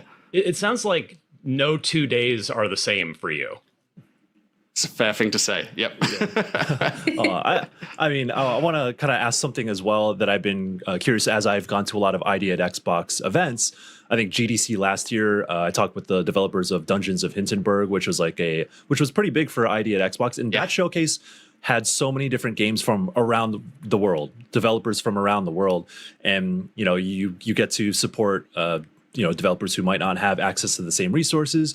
I'm like connected to the Southeast Asian game development scene as well, and so I kind of understand the struggles that other regions have with gaining access outside of something like PC, itch.io, or Steam.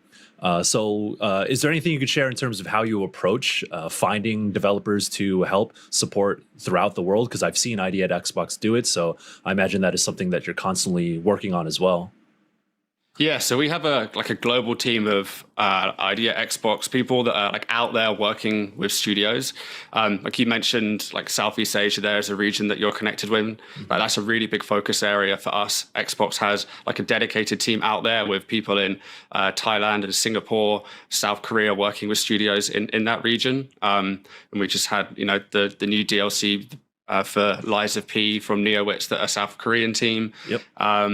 So we've got, some areas where we have really dedicated support, but a really like global team as well, making sure that we try and get good representation.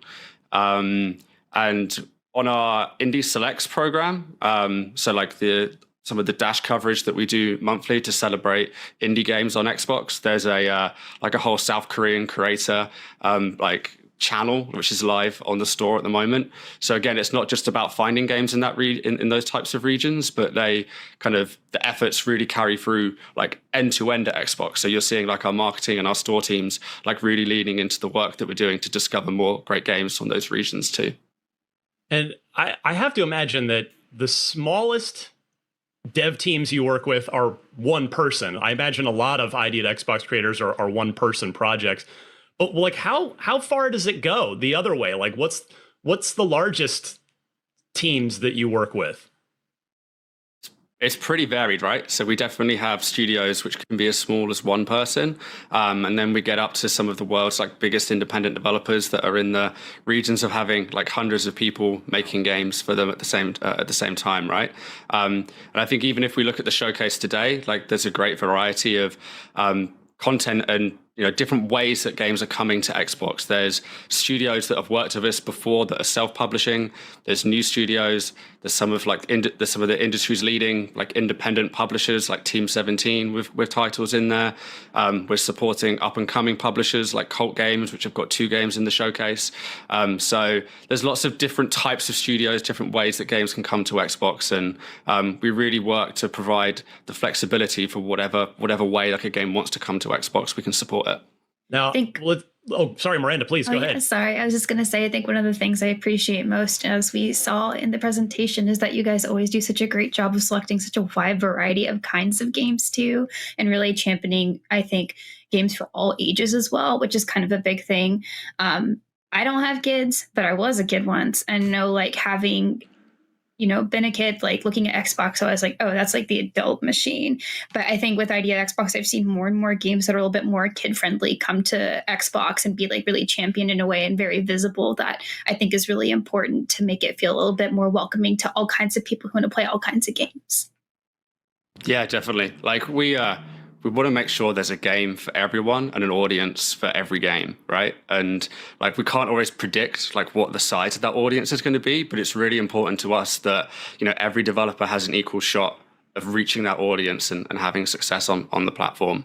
So yeah, I'm just seeing the video for Tempopo rolling at the moment, and like something like this, right? Like really accessible. Like really looking forward to playing this one. Yeah, it's so cute, but also still complex enough to be like, oh, like there's some sort of puzzle element to it and like creativity. And I think those are the really special games to find. And I think without, you guys being able to help champion them, it's kind of hard to find them. So yeah. I love ID at Xbox, so. Also, I was going to say, like, the music too on this one, like, once you listen to it, you just can't get it out of your head. It's so catchy. You just feel like humming it all day. Now, to follow up on Miranda's point, I'm curious, is there a conscious, active curation that goes on where, like, do you take notice of, oh, we're signing a lot of deck building roguelites. But not very many of physics puzzle platformers. Let's look at some, or is it more just kind of whatever the developers are submitting? I'm just sort of curious how you approach it in terms of the curation for the program. Yeah, so for the program all up, we're really broad in the approach, right? It's like, we want every developer to be able to bring their game to Xbox. And if that means that we end up with, like 10 puzzle games in a specific like genre and theme, then like that's cool, right? Because we're like opening up the platform for like those developers to be creative and all have an equal shot at reaching an audience. I think when we start to look at some of the initiatives, like, a showcase like this or some of the other showcases that we do throughout the year, or the way that, we work really closely with the Game Pass team to select which content's coming into the subscription service, then I think we start to think about some of those things, right? Like, how many games have we got in a specific genre? Are there some gaps in the portfolio that we want to lean into at any specific moments in time? So, depending on the initiative, depending on like how we're talking to developers, we can think about it in different ways. Well, we've got a ton of games to dive into. I guess we can leave you alone for a little bit. We'll pepper you with questions as we go, but let's talk about these games that we just saw in this showcase.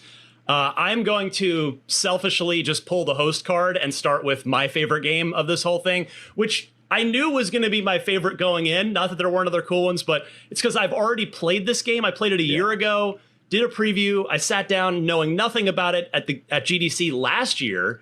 It blew me away, did a preview, and that preview totally blew up. So everybody else thought it was super cool, and that's Jump Ship.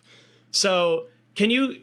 Guy, before I want to get some impressions of Jump Ship from Miranda and Michael as well. But first, Guy, can you talk a little bit about working with the team there? You talked about various team sizes. I think they said they're like 10 or 12 people right now. But can you you talk about like meeting them and seeing their game for the first time?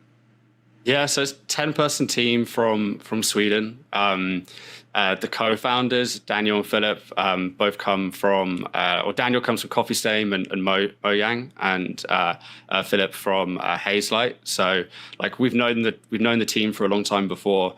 In fact, I've worked with Daniel when I first joined Xbox, helping to bring Deep Rock Galactic to Xbox when he was at Coffee Stain. So we go a long way back. And like when they first started the studio, they started sending us some gifts of the game whilst it was early in development, and we just looked awesome. So we wanted to find a way to help them bring the game to Xbox. I think ever since we first tried the game, we realized how ambitious the project was for a team of that size, and I think that you can see that in the video today.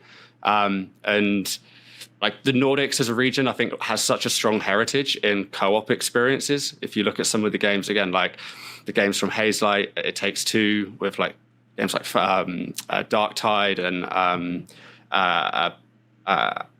Payday, all coming from Swedish developers that really lean into co-op experiences.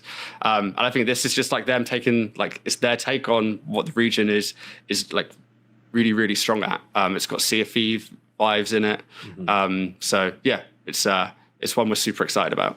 Michael, what'd you think of this one? I think there's a pretty big appetite for pineapple pizza, Ryan. So you need to watch what you say about it on your notes over here. I'm looking at it.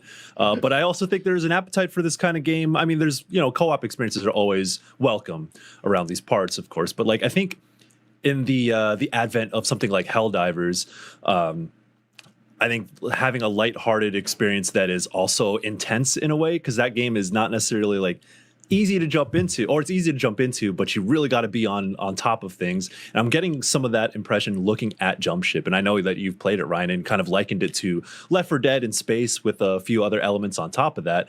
But when I talk to you about it, and when I look at this, it's it seems like it's a very focused game, even though it seems like it has a lot going on. It's, you focus on one core element, and it's that chaotic co-op shooting experience and then you layer things on top. So it looks like something that is going to be really fun and easy to jump into.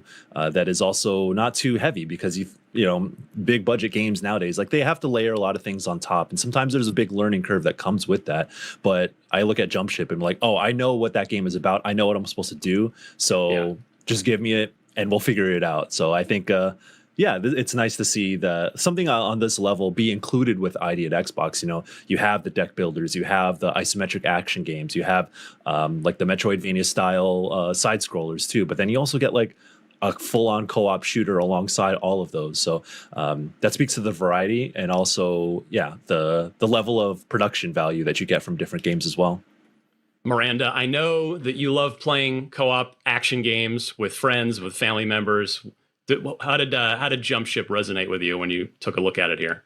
First, Hawaiian pizza is great.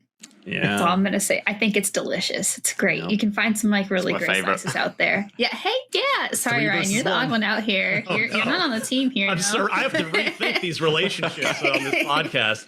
We're going to make you make the pizza now. Or no, we'll make you one of the best pizzas in this. That's what we'll do. But no, as you're saying, I really like playing these sorts of like kind of chaos games that are like really fun and goofy with my family and a different group of friends. So I was looking at this and I've been really into content warning with my siblings. And it's also just very like frantic, goofy, weird. Like there's just like a lot going on, but this is obviously on a very different scale. And I was like, man, we're gonna play the heck out of this. Like this is gonna be so much fun. And I think the fact that it's coming out for early access in summer too is just perfect. Like this is the perfect summer game. Yes. Like I just want to dive in. We're gonna get the pizza. Everyone's gonna have a pizza and we're gonna just sit back and have a great time and just laugh at each other. And I think what I've really liked about games like this and how they sort of promote their games versus some other like more stressful co-op PvE games is how funny they are, but they're not doing like the fake voice chat weirdness. And that can sometimes come across a little bit better. And like, you can tell they're trying to like crack jokes, but it lands a little weird. But this one, it's all about like just the presence of how they've put together this game. And I think that speaks like so loudly. And so I think that's just something I'm really excited for too. Yeah, our producer, Tayo, I don't know if we want to pull up my preview from last year and roll that as some other, I mean, granted, it's year-old footage, but just like for those that, I think the trailer does a pretty good job of conveying, but if you hadn't seen my preview from last year, or you're not familiar with this, it really is, it's very much Sea of Thieves-y, but then the ground elements when you leave the ship are are pretty Left 4 Dead. You got some FTL in there. So the four of you you're piloting, you are manning, you are upgrading, you are repairing your ship as one of you is flying it around, and you just go to different planets and you go and land on surfaces and do different things. You got a quick glimpse in there in the trailer of space combat as well. Like there's just a really easy, natural co-op mechanic to this, which I think is one reason that it resonated with me so well. Guy, when I know you mentioned that when you first started talking to these guys, they're sending you GIFs obviously over email, so you just get a quick little sample. But when they actually sent you a build for the first time and you played this for the first time, had you already signed them at that point, or is that like you play it and then you instantly go, I need to sign these guys right now? Yeah, so we run a playtest with the team. I think sometimes developers send us a build and we can just jump in our own time to check it out. But yeah, with this one, like the team arranged a playtest with us. It was pretty early, right? So it was helpful having them there to guide us through the experience. But yeah, just like we had so much fun with it. The coordination that's involved between like you and all your teammates on this one, I think creates for some really emergent gameplay situations, because you've all got your like different tasks and role and jobs that you need to do, like while you're like flying the ship and like somebody's like manning the gunner, like all that kind of stuff. So that was really fun. And what I love about this game too is it's not like a job where you just have to play it every night or you're going to fall behind. Like you can just jump in with your friends anytime you want. What a relief. Have a good time. Yes. Yeah. So, Miranda, you mentioned great point about summer for the early access on this. That is the perfect time. And quite frankly, that might be the only time that this game has a chance to get noticed this year with how busy it is. But so I highly recommend people sign up for that closed beta, which was mentioned at the end of the new trailer in this showcase. The URL was there. It was jumpshipgame.com. So do take a look at that. Michael Hyam, which game from this showcase we just watched should we jump to next? maybe it's not the one that will. Well, actually, I think this one will jump out visually. Is Blueprints. Blueprints, as in like royalty, but you're messing around with a house and messing around with layouts. It's like a puzzle game. Blueprints has really caught my eye. I think I've heard of it beforehand, but I think this was the most that we saw of it. This game looks pretty sick. I mean, you have the notes that it has like a Telltale style like art design to it, but something like this where you like really manipulate a 3D space and you choose like all these different rooms, you go through them, and so there's a lot of like puzzle elements to this, and then just going around this creepy house, solving these mind-bending puzzles and how the rooms change from one to another. Like, this is an example of, I think, the variety that you get and the creativity that you get from games that are more focused on a smaller scale that ID at Xbox showcases. So, yeah, is there anything more that you could tell us about Blueprints and like the journey in showcasing it here, and is there anything behind the scenes that we might not get from the trailer that we should know? It's coming soon for April 10th as well. So yeah, I just kind of want to know a little bit more about what I'd be getting into with this one.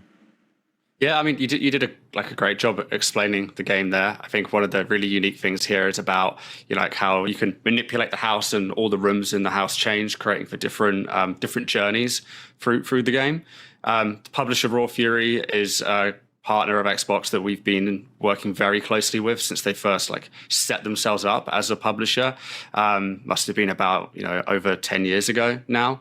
We worked really closely on some of their first games, like Kingdom 2 Crowns coming to Xbox as well. And yeah, Blueprints looks awesome. I think some of the demos have been really popular. It's got like a lot of anticipation from fans already across the industry. And looking forward to playing this game day one when it comes to Xbox Game Pass. And yeah, it's awesome that they're able to be in a position to finally announce the release date as well. Sweet. And it looks like it's probably not spooky, because I know Miranda's not. If it's spooky, she's out, I think. No, it depends on the spooky. If it's like violent spooky, maybe that's fine. Maybe if it's like, these guys are creepy, but they're my best friends, like, that's fine. But if it's like jump scare, no. But this is great. Gothic, puzzly, beautifully moody. That's what I want. Yeah. How much have you played so far? I've played a demo build. Probably played about 20-30 minutes of it myself personally, but I know people in the team have played a ton of it already. Yeah, I would say this is more like a bit like spooky and mysterious versus like jump scare and all that kind of stuff. So should be good for you, Miranda. Excellent. Miranda, which game should we jump to next? What do we want to talk about next from the showcase? It's really hard. I have I take a lot of, someone said, oh, you just look at your phone. I'm like, no, I'm looking at my notes. I have written notes by hand for every episode.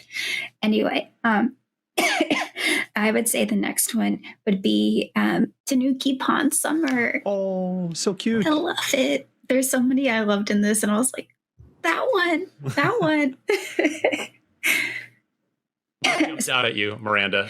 Not to make you talk too much here. Yeah, but. Sorry, I needed a little break there. But obviously the animation in this is just gorgeous, and of course, like the animation special scenes are a little bit different from the gameplay, which also just reminds me of Katamari, like just like the vibes and the look of this town. I also, again, I think what I'm looking for here are just like interesting, lighthearted, and goofy things where you're like doing, shred. It's so funny. You're just doing crazy tricks trying to deliver stuff as a little tanuki, and it's also featured in this trailer like some like little mini games you're gonna play, as we see right now. If you're watching, you do some like baseball, and then you're also gonna, that could also just be a quick thing. But then there's some funny sumo stuff going on. Like I love like a good mini game embedded into like a larger adventure, and this kind of reminded me a little bit of Little Kitty Big City in a way, of how like there's something you have to do, but there's just so much to explore, and even then it's like a really like a bite-sized experience in that exploration, so you still feel like you have that freedom to find weird and cool things and little mysteries, but not be overwhelmed because it's not massive. And I think that's that's something I want. So even though it's like a late 2025, which is going to be, we don't have a lot of like definitive dates, but you know, knowing that it's going to be a pretty busy end of the year, this is one that I put a pin in. I'm like, I'm going to find you. I'm going to find you in that wave of massive games coming out, because this is what I want to play. It's very cute. Yeah, this looked like a more interesting package delivery game to me than, say, Death Stranding. Oh, hey. Death Stranding taking some shots now. I like Death Stranding too. I like delivering packages. What can I say?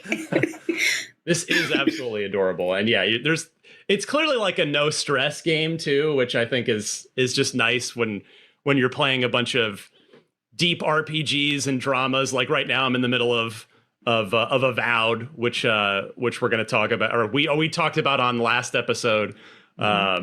So yeah, this would be a nice palate cleanser. Like look how fun and adorable this game is. Mr. Hyam, your reactions on this one? This is my kind of thing. I love cute. The thing too, like Miranda said, this is Dave Mirra's BMX on top of a bunch of mini games, on top of being cute, on top of being a package delivery game. So I guess I'm just curious, Guy, like how do all these, if you could speak to it, how do all these seemingly disparate elements come together for this game? Like, in what context am I playing baseball and then sumo wrestling and then doing a bunch of tricks on my bike to deliver things? Not that I'm complaining about it, but I'm just curious how it all fits together. Yeah, so the kind of like overall story arch for the game is, so you're a raccoon delivery driver, going around on your bike on the village, but your goal is to earn money to effectively like restore the great Tanuki god shrine in the village. So you'll see that you'll do the bikes and the tricks to help you get around the village. There's like mini games that you'll discover on that journey as well. This one's just really charming. Like just see the artwork, you see the game. It just looks like something which just really chill and wholesome to play. So yeah, we fell in love with this one pretty early. Chill and awesome and stress-free and charm. Those are all things. I feel like the older I get, the more I value those things in games. Maybe it's just because it's nice escapism sometimes. But yeah, this one looks great. So super cool that it's launching straight into Game Pass towards the end of the year here. All right, Guy, you're our special guest this week. I want to give you the next choice. Which game from our showcase shall we talk a little bit about next? Descenders Next would be a fun one to chat about. So it's the sequel to Descenders from Rage Squid in the Netherlands. And the previous game, Descenders, we had a really close relationship with them on that one. So that game launched into game preview. So they did early access on Xbox. So they wanted to build that game with getting community feedback. And then when it left game preview, it launched into Xbox Game Pass on day one. And it was actually the first time we had done that at Xbox with one of our partners. So that was like a pretty big thing. Like we worked closely with Mike Rose and the team, the publishing team at No More Robots to talk about how that could work and see if they were interested in it. And like they were really, really keen to do it. That influx of players that the game got day one, like really like accelerated the growth of that game, not just on Xbox, but like across the whole industry as well. And, Mike and the team have been really, really vocal about that. So with Descenders Next, like it's got more extreme sports. There's the dirt boarding. They've got snowboarding in there as well. It just looks like really epic, and it's great to see the team like adding like more real-time multiplayer into it as well. So yeah, that's going to come to Game Pass day one on April the 9th, and it just feels like one of those really like arcadey pick up and play games that you can jump in with your friends. I've sunk a lot of time into the first one, but it's also the type of experience that I'll like jump into in between playing like big RPGs and that kind of thing, because you can just do a couple of runs and try and beat your friends' times on those runs. So yeah, this one is one that I'm really looking forward to playing when it comes out. Yeah, I really like, this is like a weird thing to point out maybe, but the what appears to be the gameplay camera angle, like it feels like the camera's a little low. Maybe it's just for the trailer and it's just a cinematic thing and the game's not actually like this, but I hope it is, because I really like this kind of slightly lower angle that a lot of these shots have. But yeah, this looks super just approachable, super pick up and play. good times. And it's right around the corner. This game's out in like a month and a half. It's less than 2 months from now. So yeah, good stuff. All right. Well, we should go back. The game we kicked off with, Revenge of the Savage Planet. This one, ton of charm. We'll pull this video up here in a second, but you've got physics-based, goofy comedy, survival, exploration. You can spray a bunch of stuff on a bunch of different space animals. You got multiplayer. You can manipulate the game world. Very colorful. You mentioned charm, Guy, and this to me, it certainly oozes charm right out of the screen. I mean, it just seems, again, like a pretty lighthearted, stress-free, could be fun. This game I could see being fun to just get online with your friends in there and just chat, just catch up with your friends without any real stress or even competition necessarily. So can you kind of talk a little bit more about Revenge of the Savage Planet here, Guy? Yeah, so this is just one of those games where I think it's the type of experience you want to jump into with your friends and goof around for a bit. So I think you did a great job of describing it there. And the first game did a great job coming to Game Pass. It did really well in the service. It had a ton of players. So yeah, I think there's a big audience for this one on Xbox based on the people that played the previous one. So yeah, it's going to come out. I think did they say May the 8th in the trailer? So not too long to wait for this one. Yeah, it's quite different from Journey of the Savage Planet. I mean, visually, conceptually, it looks very similar to Journey, but it is actually quite different. So, I mean, can you speak to sort of the transitions that they've made from the first game to this one, where the first game was more of like a almost felt like a Metroid Prime, where it's more of like a exploration, like a progression sort of single player experience, to something that's quite different in scope and scale and sort of direction? Yeah, yes, there's definitely a lot more that they're bringing to this game. I think compared to the first game, there's just so many more options for players. There's more tools, more variety of play styles that they can have in it. Yeah, it's really awesome to see. I think the studio just continue to build on that first game. I think there's some areas that are full familiar, but yeah, they're definitely taking it in a new bold direction as well. Cool. Yeah, one of my favorite things about Journey also at the time was that it was a satire of corporate life and capitalistic systems, and taking a goofy approach to poking at those things as well. But I think in the world we live in nowadays, you look back on Journey and be like, maybe it's not so satirical anymore.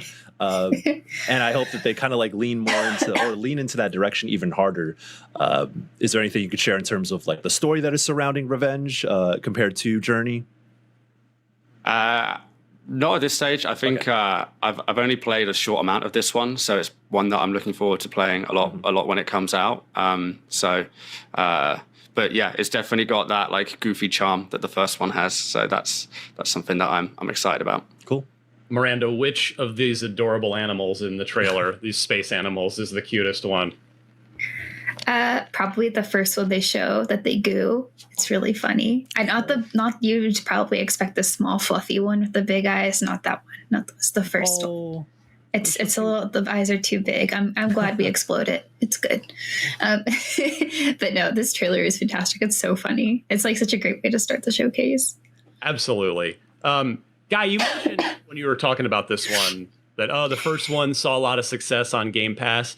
To kind of take a quick mini tangent here before we get back to talking about the rest of the games, I'm curious, what does that mean in the sense of, because in a pre-Game Pass traditional historical gaming model, it's just how many copies did it sell.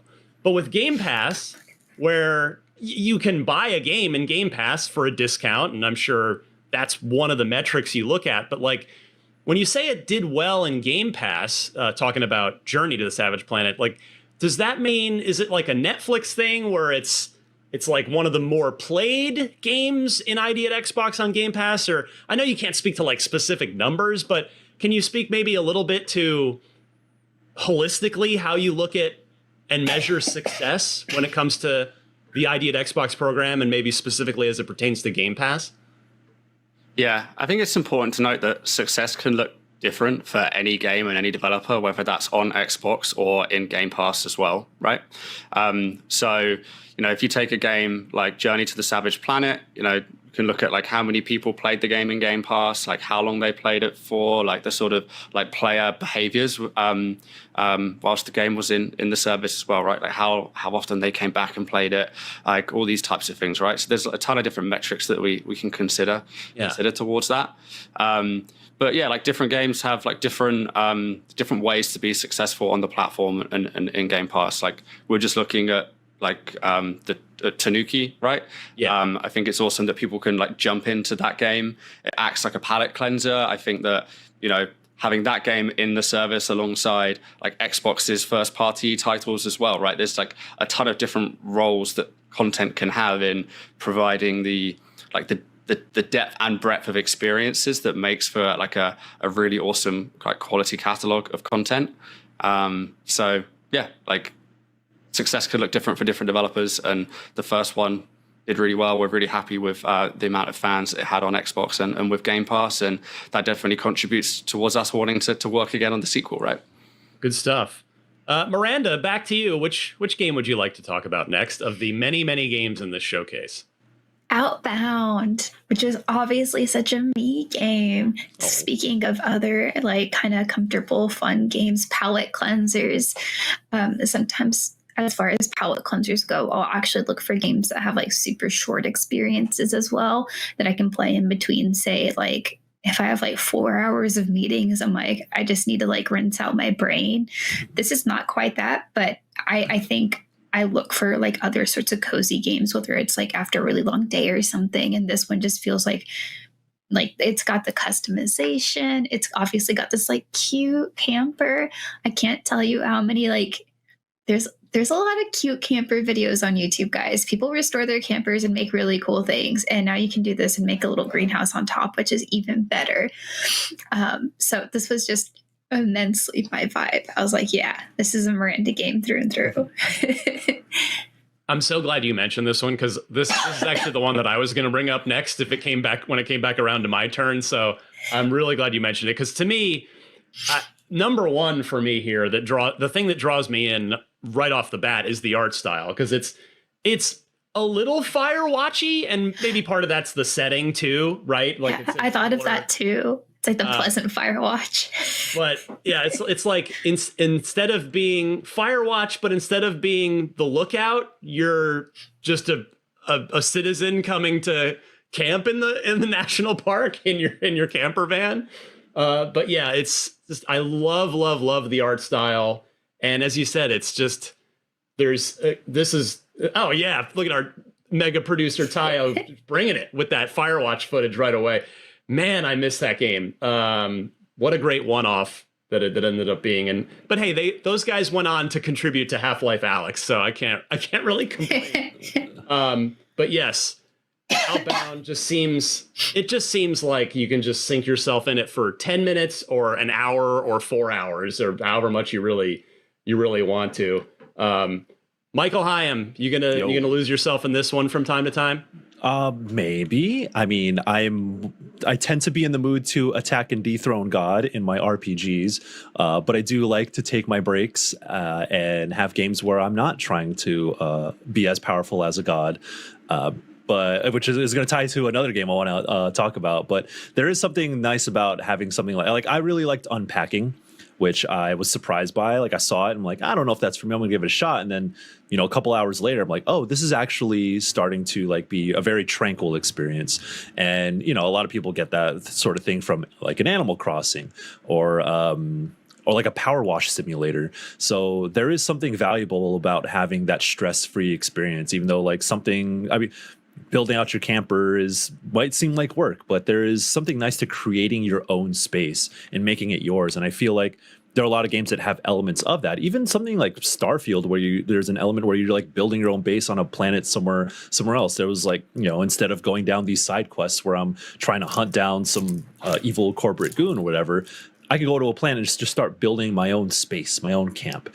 And there's something very, very valuable about that experience. And if a game like dedicates itself to that specific sort of thing, like Outbound, it seems, there's an appetite for this sort of game too, whether it be someone's palate cleanser or the type of thing that they want to get into specifically. So it's always nice to see more and more games like this, because with each one, none of these games are one-to-one copying each other, right? Games don't, like, developers don't do that, but they do take inspiration, and on top of that, they do their own unique thing on top of that. So that's how you get innovation in mechanics, and like they might be similar in taste and in look, but I think through that you get a lot more interesting mechanics. Or they're trying to mix things up with building, with crafting, planting your own like vegetables and stuff, and like I don't know if there's like a survival element to it, but there's always iteration, there's always innovation on top of what we've already had. So the more and more games I see like this, I think that the more variety that you'll get, and you'll see the genre being pushed forward as well. I'm very happy and proud to say that IGN exclusively revealed this game about a year ago, and everybody took to it right away. Like, it did almost 500,000 views for the announcement trailer on our channel, which for a game, an independent game that no one's ever heard of before, that's pretty darn impressive. So, Guy, when you first get wind of this, like, I don't know if you sought them out or they sought you out, or you'd seen something online and reached out, like, how important is that sort of first, like, that first impression, both for you and then trying to think about it as when the game actually comes out? Yeah. So we've been chatting to the team for quite a time on this one.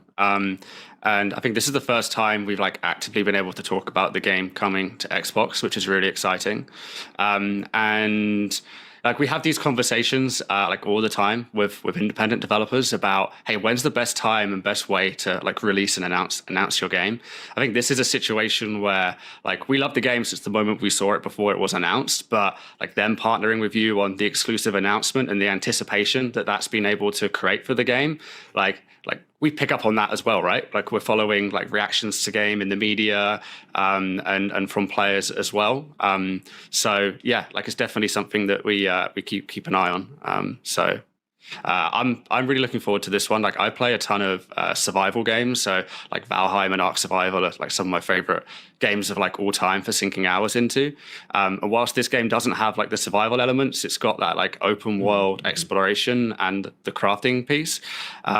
So it's almost like the like go in, like design, craft, build your camper van. It's like the kind of like most relaxing parts of those games without the stress. So yeah, this one I think is one I'll definitely be playing a lot of.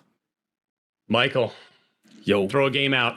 What do you got? I was talking about attacking and dethroning gods. So the one game I'm curious about now that I've seen it multiple times, is 33 Immortals, which I first played during the summer of 2023, I believe. Yep, me too. I was there as well. You were in that room. I remember that because I was like, oh, that's Ryan McCaffrey. He doesn't know me, but I know him.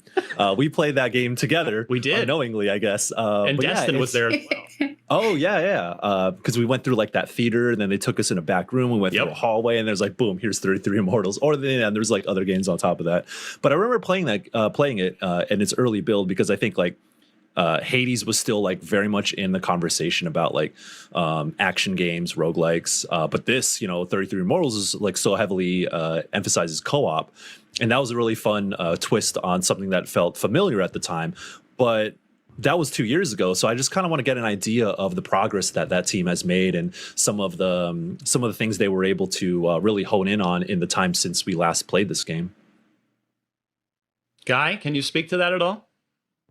It's been a long road on this one. Like, where it's been in the public eye. I mean, I'm sure you work with developers for many, many years before a game sees the light of day all the time, but this is one where they've been showing it, they've been iterating on it. So, kind of what's the process for kind of finding that balance between like, all right, we want to keep supporting you guys, but like, all right, now we want to crank up the hype machine on this. Like, this is now going into early access in a month.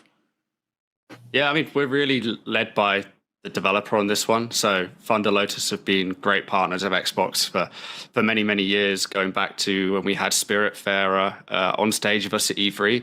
Like, we'll always remember that game because it was the game after the Keanu Reeves "You're Beautiful" moment. Yeah. So I think like us and the team will always remember that. Like 33 Immortals, I think we announced that at our Xbox Games Summer Showcase 2 years ago now. Yeah, we really we're developer led in terms of how much time they need to finish and make the game and realize their vision. We're here to empower and support them and not get in the way. But when they're ready to talk about the game, when they're ready to lock in on a release date, they're making sure that they've got all the support that they need to hit that date and shout about the game as well. This was just really ambitious, right? Going from single player experiences in the past up into 33 player co-op, that's ambitious. And, I'm sure that it takes a little bit of time to make sure you get that right. I will say, and Michael, I'm sure you'd agree, even the 2 years ago, the 2-year-old build was super fun. This game, there is definitely something here. And just my first reaction, I think the first thing I wrote down in my notes as I was watching this trailer for the first time is it's you can see it right on the screen. It looks way more done than not that it looked raw or unfinished 2 years ago, but it's just, you can tell it's been polished up a lot. We saw a really specific slice of it at the time. And for me, I'm like, oh, okay, it feels feature complete. But from this trailer, it's there's so much more than those wherever we were, in the depths of hell or whatever, that specific environment that we played through for the demo build. It's there's so much more on top of that. And so it's oh, okay, yeah, we're seeing a lot of the similar stuff that we played in that early build, but on a bigger scale, seeing 33 player co-op. I think we only had about 6 or 7 people, which is still pretty wild for a co-op game. Usually think of 4 players max, right? So yeah, it feels like that. Oh, okay, this is the full extension of the idea of the game starting to come together in full scale. And so and it being early access too, I think there's just a lot of benefit for this style of game. There's a lot of benefit in going into early access. I mean, I mentioned Hades, of course, and that game was built off the back of continually iterating through an early access program. And something like Game Pass, it feels like it gives them the room to kind of, based on community feedback, based on extra ideas that they weren't able to put in the early access build, games like this have a lot of room to evolve, even when the core idea is already strong. And Guy, I would have to imagine that this one's going into Game Pass, and that it not only, I'm sure it'll make business sense sometimes. Maybe sometimes it doesn't make business sense for one side or the other to go Game Pass. But with this one, it probably makes a lot of sense for the game, completely independent of the business side of things, because it's 33 players. So by going into Game Pass, you're really making it very easy for anyone to jump in and have that larger pool of players to link up with when you get online. Yeah, we make sure every developer feels happy about coming to Game Pass and what that looks like for them. And I think this is an example of a game where it makes a ton of sense to have an injection of that Game Pass community where we have 34 million subscribers, and however many of them want to go in and play the game day one. I think it's going to be really beneficial for a game that's got 33 player co-op. You don't see too many of those. So. Well, as we're running out of time here, the last game that I want to talk about is probably the most Ryan game in the showcase, which is Herdling. Herdling for me, and I see Miranda's yep, that's you. You've got a beautiful art style, you've got no dialogue, you've got emotion conveyed through a nonverbal story, you've got puzzles, you've got animals to adore. This just looks exactly like my kind of jam. It's probably 4 to 6 hours long. It's just it's going to tell some beautiful story, I'm sure. Guy, can you talk about finding this one and linking up with the developers here, and if you've had a chance to, I don't know if you've had a chance to play this one yet, or what you've seen of it beyond this trailer, if you can kind of talk about your thoughts on this one. Yeah, I've not had a chance to play this one yet, but I've seen a bunch of videos and materials internally on it. just feels really unique, right? Like going on that like epic adventure whilst you're herding these creatures that I haven't quite worked out what they are yet, but they look pretty cool, and I want to learn more about them. So they've announced the release date for this one, that it's coming to Xbox. I think we've got a wish list available for it on the store as well, so people should definitely go and check that if they're interested in the game to make sure they continue to learn more about it. Miranda, you must have a comment on this adorable game. They're so cute. I can't get over it. And then they already teased in the trailer that stuff is gonna happen to them, and I'm like, oh, just protect them. Oh, you're saving them from the grimy city life and realizing that you deserve to be out in nature, free from screens and electronics, which is a good message, I think. Yeah, get outside, kids. Yes. It's cute. I really like it. There were too many good games in this showcase. I hope everybody enjoyed it. We have come to the end here of Podcast Unlocked. Episode 681, Guy Richards, director at ID at Xbox. Thank you so much for taking the time to join us and put this showcase together with us. Love that all these games just keep coming. As Miranda said, all these very diverse games. There's games for everybody in here. And we at IGN are really proud and grateful to be able to show off 20-something of them here over the course of that showcase. So, Guy, thank you. Miranda, Michael, and our awesome producer, Tayo. This was Podcast Unlocked, episode 681, and we'll see you back here next week.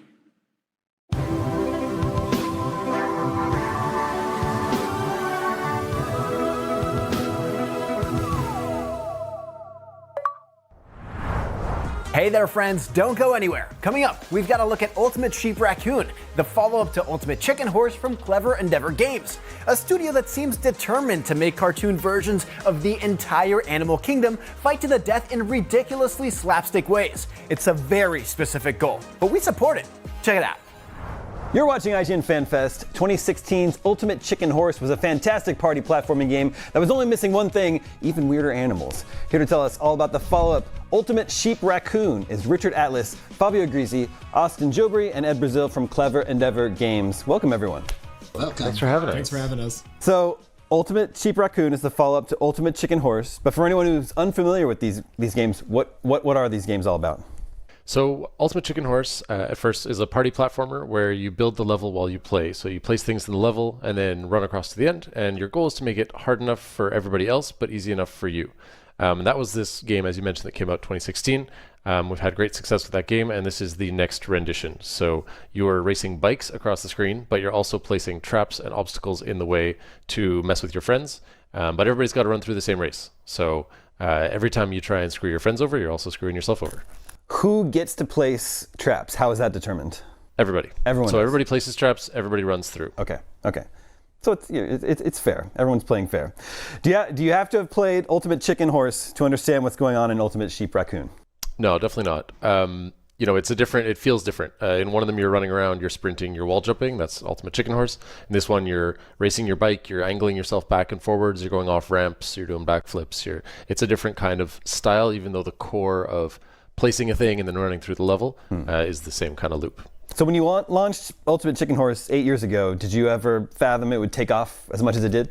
We never thought or knew that it was going to take off like it did. At each step of the way, we were kind of showing the game to small groups and getting good feedback, and then showing the game to slightly larger groups and getting more feedback. And at each step of the way, we were kind of like, well, if this works, we'll keep working on it. And I think that was really key to actually making the game as good as it was. So by the time it came out, it had gone through all that vetting process. We weren't just like, oh, we're going to build a thing for a year and a half and then launch it, and it's going to be great, So in Ultimate Sheep Raccoon, I think there are both power-ups and traps available. What are some examples of some fun tools that we have available to us? Yeah, so new from the previous game are power-ups. So those allow you to kind of build up your arsenal of abilities other people don't have. You can do things like slow down your opponents with like honey that you can throw on the floor, or there's things like passive boosts to your speed or to jumping, or active things like an actual like soda pop can that launches you forward and can give you a boost out of a bad situation.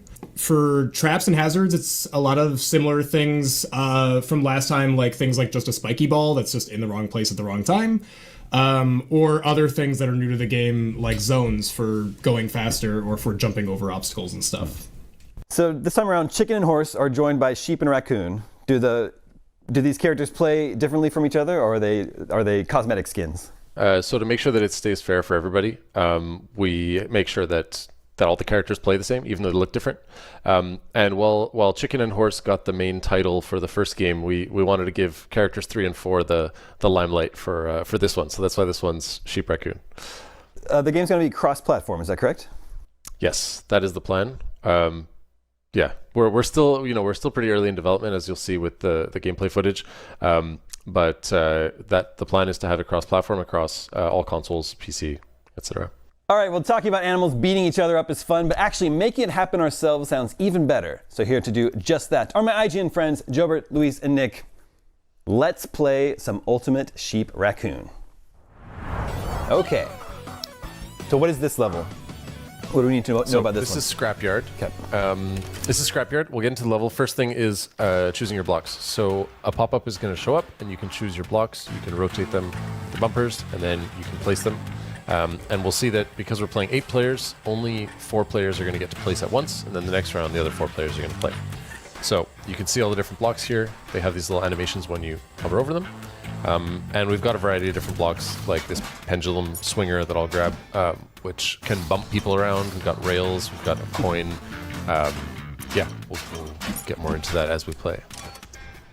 I will give you guys a secret because I like you guys and I want you to do well. If you're going on a treadmill that's going the wrong way for you, doing a wheelie can help you bypass that if you want to be fancy. You can use your triggers to rotate your character a little bit and pop a wheelie. We're getting live game help here. So I want this fan to knock people into that thing, so... How devious of you. I mean, watch out for the hole at the beginning. Wow, everybody got over that hole. Okay, let's go. Ah! No. Poor raccoon. Wow. Amazing. I got blown away by the thing that I placed. Sitting there with 0 points. Spacey Chicken and Cool Ranch Sheep doing the exact same play every round. Very cool. All right, choosing so now the other some 4 power-ups. folks are going to place power-ups. Or sorry, blocks, not power-ups. Oh, these are blocks, okay. Yeah, it's still blocks, and every few rounds there are power-ups that we'll explain when we get there. And Sheep, that coin you have, if you touch that coin during the game and make it to the end with that coin, then you get extra points for that as well. Okay, got it. I'll give people a chance. I'll put it right here. Give people hope. That's how the game starts. Until you start losing.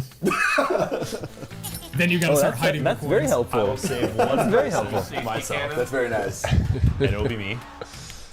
Only the first person to touch it. Okay. Oh no! Don't hit me with that! Come on, horse! Oh, bye! Okay, here we go. Oh, no! How do you wheelie? And I died. Oh, damn it. Yes! Okay. I was off screen too long. Not yet. Oh, yeah. Wait, who got the coin? I didn't even get Coin victory. Oh no! So close. Throw me a line! Look at that. Wow. Coin and the trick. Dang! And the first place. Big jump. I gotta do some more tricks. How do you even do tricks? I think when you jump in the air, you press... Okay. Yeah, LB, RB. Okay. You can like LB, spin RB. around. And Okay. So now we'll get to pick between some power-ups. There's passive and active power-ups. When you hover them, they'll let you know if there's a Y or B button you have to hit. If not, then it's just gonna happen passively. Power-ups last for the rest of the game, and they reset each round, and you can stack them. So if you take something like super speed or boost, if you take it more than once, like in a following power-up round, you'll have 2 boosts, or you'll have super speed, for example. And you can do tricks with the X button if you're on a Xbox controller, whatever the left face button is, if you're in the air. Oh, man. Oh, wait for me. All right. Oh, finally, I'm gonna actually make it across. No! Oh, yeah! Oh, yeah! Oh, my goodness, no! Yes! Oh. Wow. I spoke too soon. Oh, jeez. I decided to do a trick at the very end. That was my demise. I haven't even crossed the finish line like once yet. Oh, jeez. Oh no. This guy believe in you. I know. Of I know. course. I gotta dial in. You just need a first place with a coin, with a. Here, this coin's for horse. Horse is at the bottom of the scoreboard. Like, I remember when it was my game. This would never happen to me in Ultimate Chicken Horse. Placement. Oh, whoa. Oh, oh. Where am I? Okay. Am I Okay. alive? Survived. Okay. What just happened? Why did I roll? Not survive. No! Oh no, you fell. You're alive. You're alive. You're alive. Wheelie wheelie. Yeah. No. Why can't I? Okay, here we go. There you go. It's got the umbrella. Ooh, I'm moving up. It's becoming a tight race here. Oh, Look at creeping. Yep. Money Horse Spicy Chicken's coming for you. Tied. Cool Ranch sheep. On the way up. How can I actually help people? Let's take it. I guess I can't help. How can I actually help is not a thing you hear very much. Give me no choice. In this game. What's the worst block right now? What can I get rid of? Right there. I think him. I think he's the worst block. Can you get rid of something that was just placed in this round? That's someone just so right now you can because it's early, but that's actually a planned feature to stop that. Okay, wait. All right, first place, let's go. I am dead. Back on screen. Let me back on screen. Don't look the wrong way. Hey, Cool Ranch Sheep, wait, show. Knocked off. What? Come on, chicken. What the heck? Come on, chicken. Chicken! Let's go. Oh, Yeah! Trick finish. Wow. I like the music. Okay, it's still. Oh, did my little flip not count as a trick? All right, cheap team, let's go. You might have You to might not have land like it. finished it in time, yeah. Okay. Try to pull one off at the very end. I think you got to do the double boost. I'm doing the same thing. I've been wasting my boost by using it right at the start and then ending up way behind everybody. Okay, here we go. Wasted my boost by forgetting I Oh my god, I am so fast. I cannot see myself. Hey, can I slow down for a second, everybody? Let's just take a second. Let's chill out. Alright, I'm cool. Now you guys can go fast again. Thanks. Yes. What? I boosted it right at the end. I think it might have gotten me there first. Let's see it. Yeah, look at that. Wow. All right, come on, chicken. Things are changing. Oh my god, I dipped so far down now. Alright, no more of that, Rich. Oh, we'll see about that. Now I got double boost. Now I'm gonna get a coin that I'm gonna place somewhere that you're not gonna see where it is. Where we going? You don't have to destroy something if you don't want to either. You could just go into the air, but Yeah, you can just blow it up. oh no, that was such a mistake. Oh no. Yes, yeah. No! Oh, so I did a trick, but fell Did you off fall my into a bike. hole? I was going so fast. I don't know where I am. No, wait, get up there! Oh, no way! Cool The Ranch wall crawler! Not the wall crawl! I think I'm Break still. that down with the I Dave. think that's me. I think that's me. There's still hope. Oh, so it's stuck. Keep jump. Wait. You can hold B. Hold B to reset. You can still do it. You can still have time. Oh no. Where to go? Oh, I have to start over? 13 seconds. Okay, here we go. 10 seconds. Go, You go, have to go. want it, Raccoon. Never give up. 5 seconds, Raccoon. Oh my god.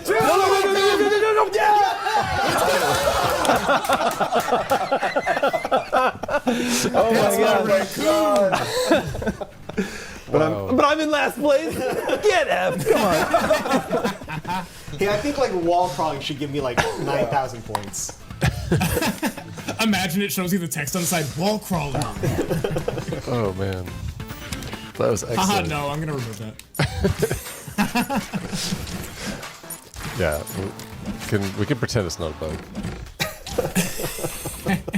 At this point in development, there's a lot of coin out bugs here that for become the first features. person Yeah. wins. There you go. Oh wow. That's very generous of you. There you go. That's for me. Wow.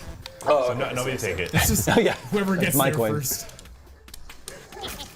Alright guys, I'm not messing around this time. Good luck. No, me neither. Can everyone slow down for a Oh, second? I should have done that. Oh, Rich, you're so much smarter. I said, thank you very much. but then I like the umbrella. You can just kind of sail through the level. Stop touching that. There we go. 2 rounds remaining. Is that it, or is there really 2 rounds remaining? I think that might be it. Oh, no. No, I think we got time. Place. Did Cool Ranch Sheep do something? Nope, I'm cool. Yes. Ooh, money horse. No! Money Horse got a coin and instantly went to first place. It's like his passive ability. That's not. Disclaimer, not a real mechanic. Not a real mechanic. Okay. I'm going What's the jetpack. power up that's gonna win me the video game right now? Super jump. If you can control the jetpack, it's very powerful. But It's arguably too powerful if you're an expert pilot. Oh no! Oh, bad start. Uh-oh. I screwed myself. Guys, wait. Oh no. Who was that just won? Regular Sheep? It might be okay. No, not over it. Money horse. Yes. Oh. Okay, but that was not a high place finish at least. Who's Raccoon? So Yeah, I don't. I'm Raccoon. Oh, did you just like Mary Poppins your way? Yeah. Let's see if that. Yeah. Oh my god. Oh, jeez. I had Real a trick sheep. to it. Real sheep. Real sheep with the win. Cool Ranch isn't real. Cool Oh no, Ranch this is the final round. imagination. Oh man. Okay. Okay, listen, this is it, lads. There's a lot of people who could win. There's like 4 people who cannot win. The rest of us have a real good chance. But those people are just going to try to sabotage everything. And I think I might Money Horse is on the lead. be one of those people. No, Money Horse, wait. Money Horse, be cool. Be cool. No, be cool, Money Horse. Let's see. How can I do more damage here? Oh yeah, right after that speed thing would kill like 4 people, I think. Oh god. The right 4 people though, or the wrong 4 people? That's kind of the question. Not me. I'm going above, so it's the right 4 people. Bye. Oh, that was me. Somebody touch that for me. Somebody touch that for me. Thank you. You hear a trigger on this jump button. No, wait. Wait, no! Yes, first place. Oh, Cool Ranch. I threw it all away. I mean, I think Fabio came second, so I think that's gonna. All right, clinch chicken. it. Let's get first. I now. threw. There's money. Oh, Money Horse! Money horse. Money horse. Money Horse. Oh wow. Wow, good game. That was a good game. I'm sweating. That was good. That was a good game. Yeah, GG. And that was Ultimate Sheep Raccoon. Go wishlist Ultimate Sheep Raccoon right now if you too would like to get in arguments with friends, coworkers, and family members. We've got lots more FanFest ahead right here on IGN, so don't go anywhere. FanFest is presented by the Army National Guard. Rise to every challenge and overcome everything. The next greatest generation is now.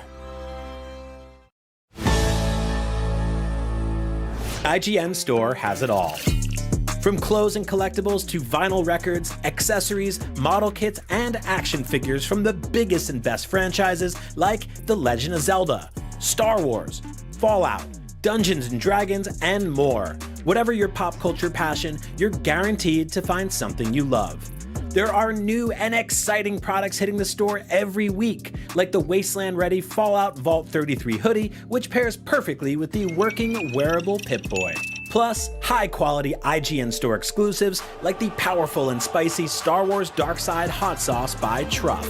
We've even got merchandise for you to rock while tuning in to the IGN shows and podcasts you love. Or cap off a long day by relaxing to the soundtracks of your favorite video games, like Cyberpunk and The Last of Us. And the best part? You don't even need to leave the house to go there. Just head to store.ign.com and start shopping today. The IGN Store. You deserve it. Catch up on your up-to-the-minute gaming and entertainment news with IGN Podcast. What's up, everybody? Welcome to a very special episode of IGN Game Scoop. Game Scoop has you covered for all things gaming and the latest game releases. Obviously, we're going to do Game of the Year Watch. Tune into Podcast Beyond for the biggest PlayStation news. Y'all gonna have to let me cook, because these game devs need to learn a lesson. Everything Xbox on Podcast Unlocked. This is Steve Downs, the voice of Master Chief. Catch up with your Super Nintendos on Nintendo Voice Chat. Seth Macy's candidate for Game of Infinity. And get all the latest content console news and rumors with Next Gen Console Watch. Now Xbox and Phil Spencer are even saying that a mid-gen refresh isn't even necessary. The Cinefix Top 100 podcast picks a movie every week to celebrate and debate. It's kind of every movie's grandpa. Check out the sophisticated tech breakdowns on Digital Foundry Direct Weekly, which is an absolutely beautiful game. And dip into the business of games on the GamesIndustry.biz microcast. We are going to be digging into the biggest stories of the past week. IGN Podcasts.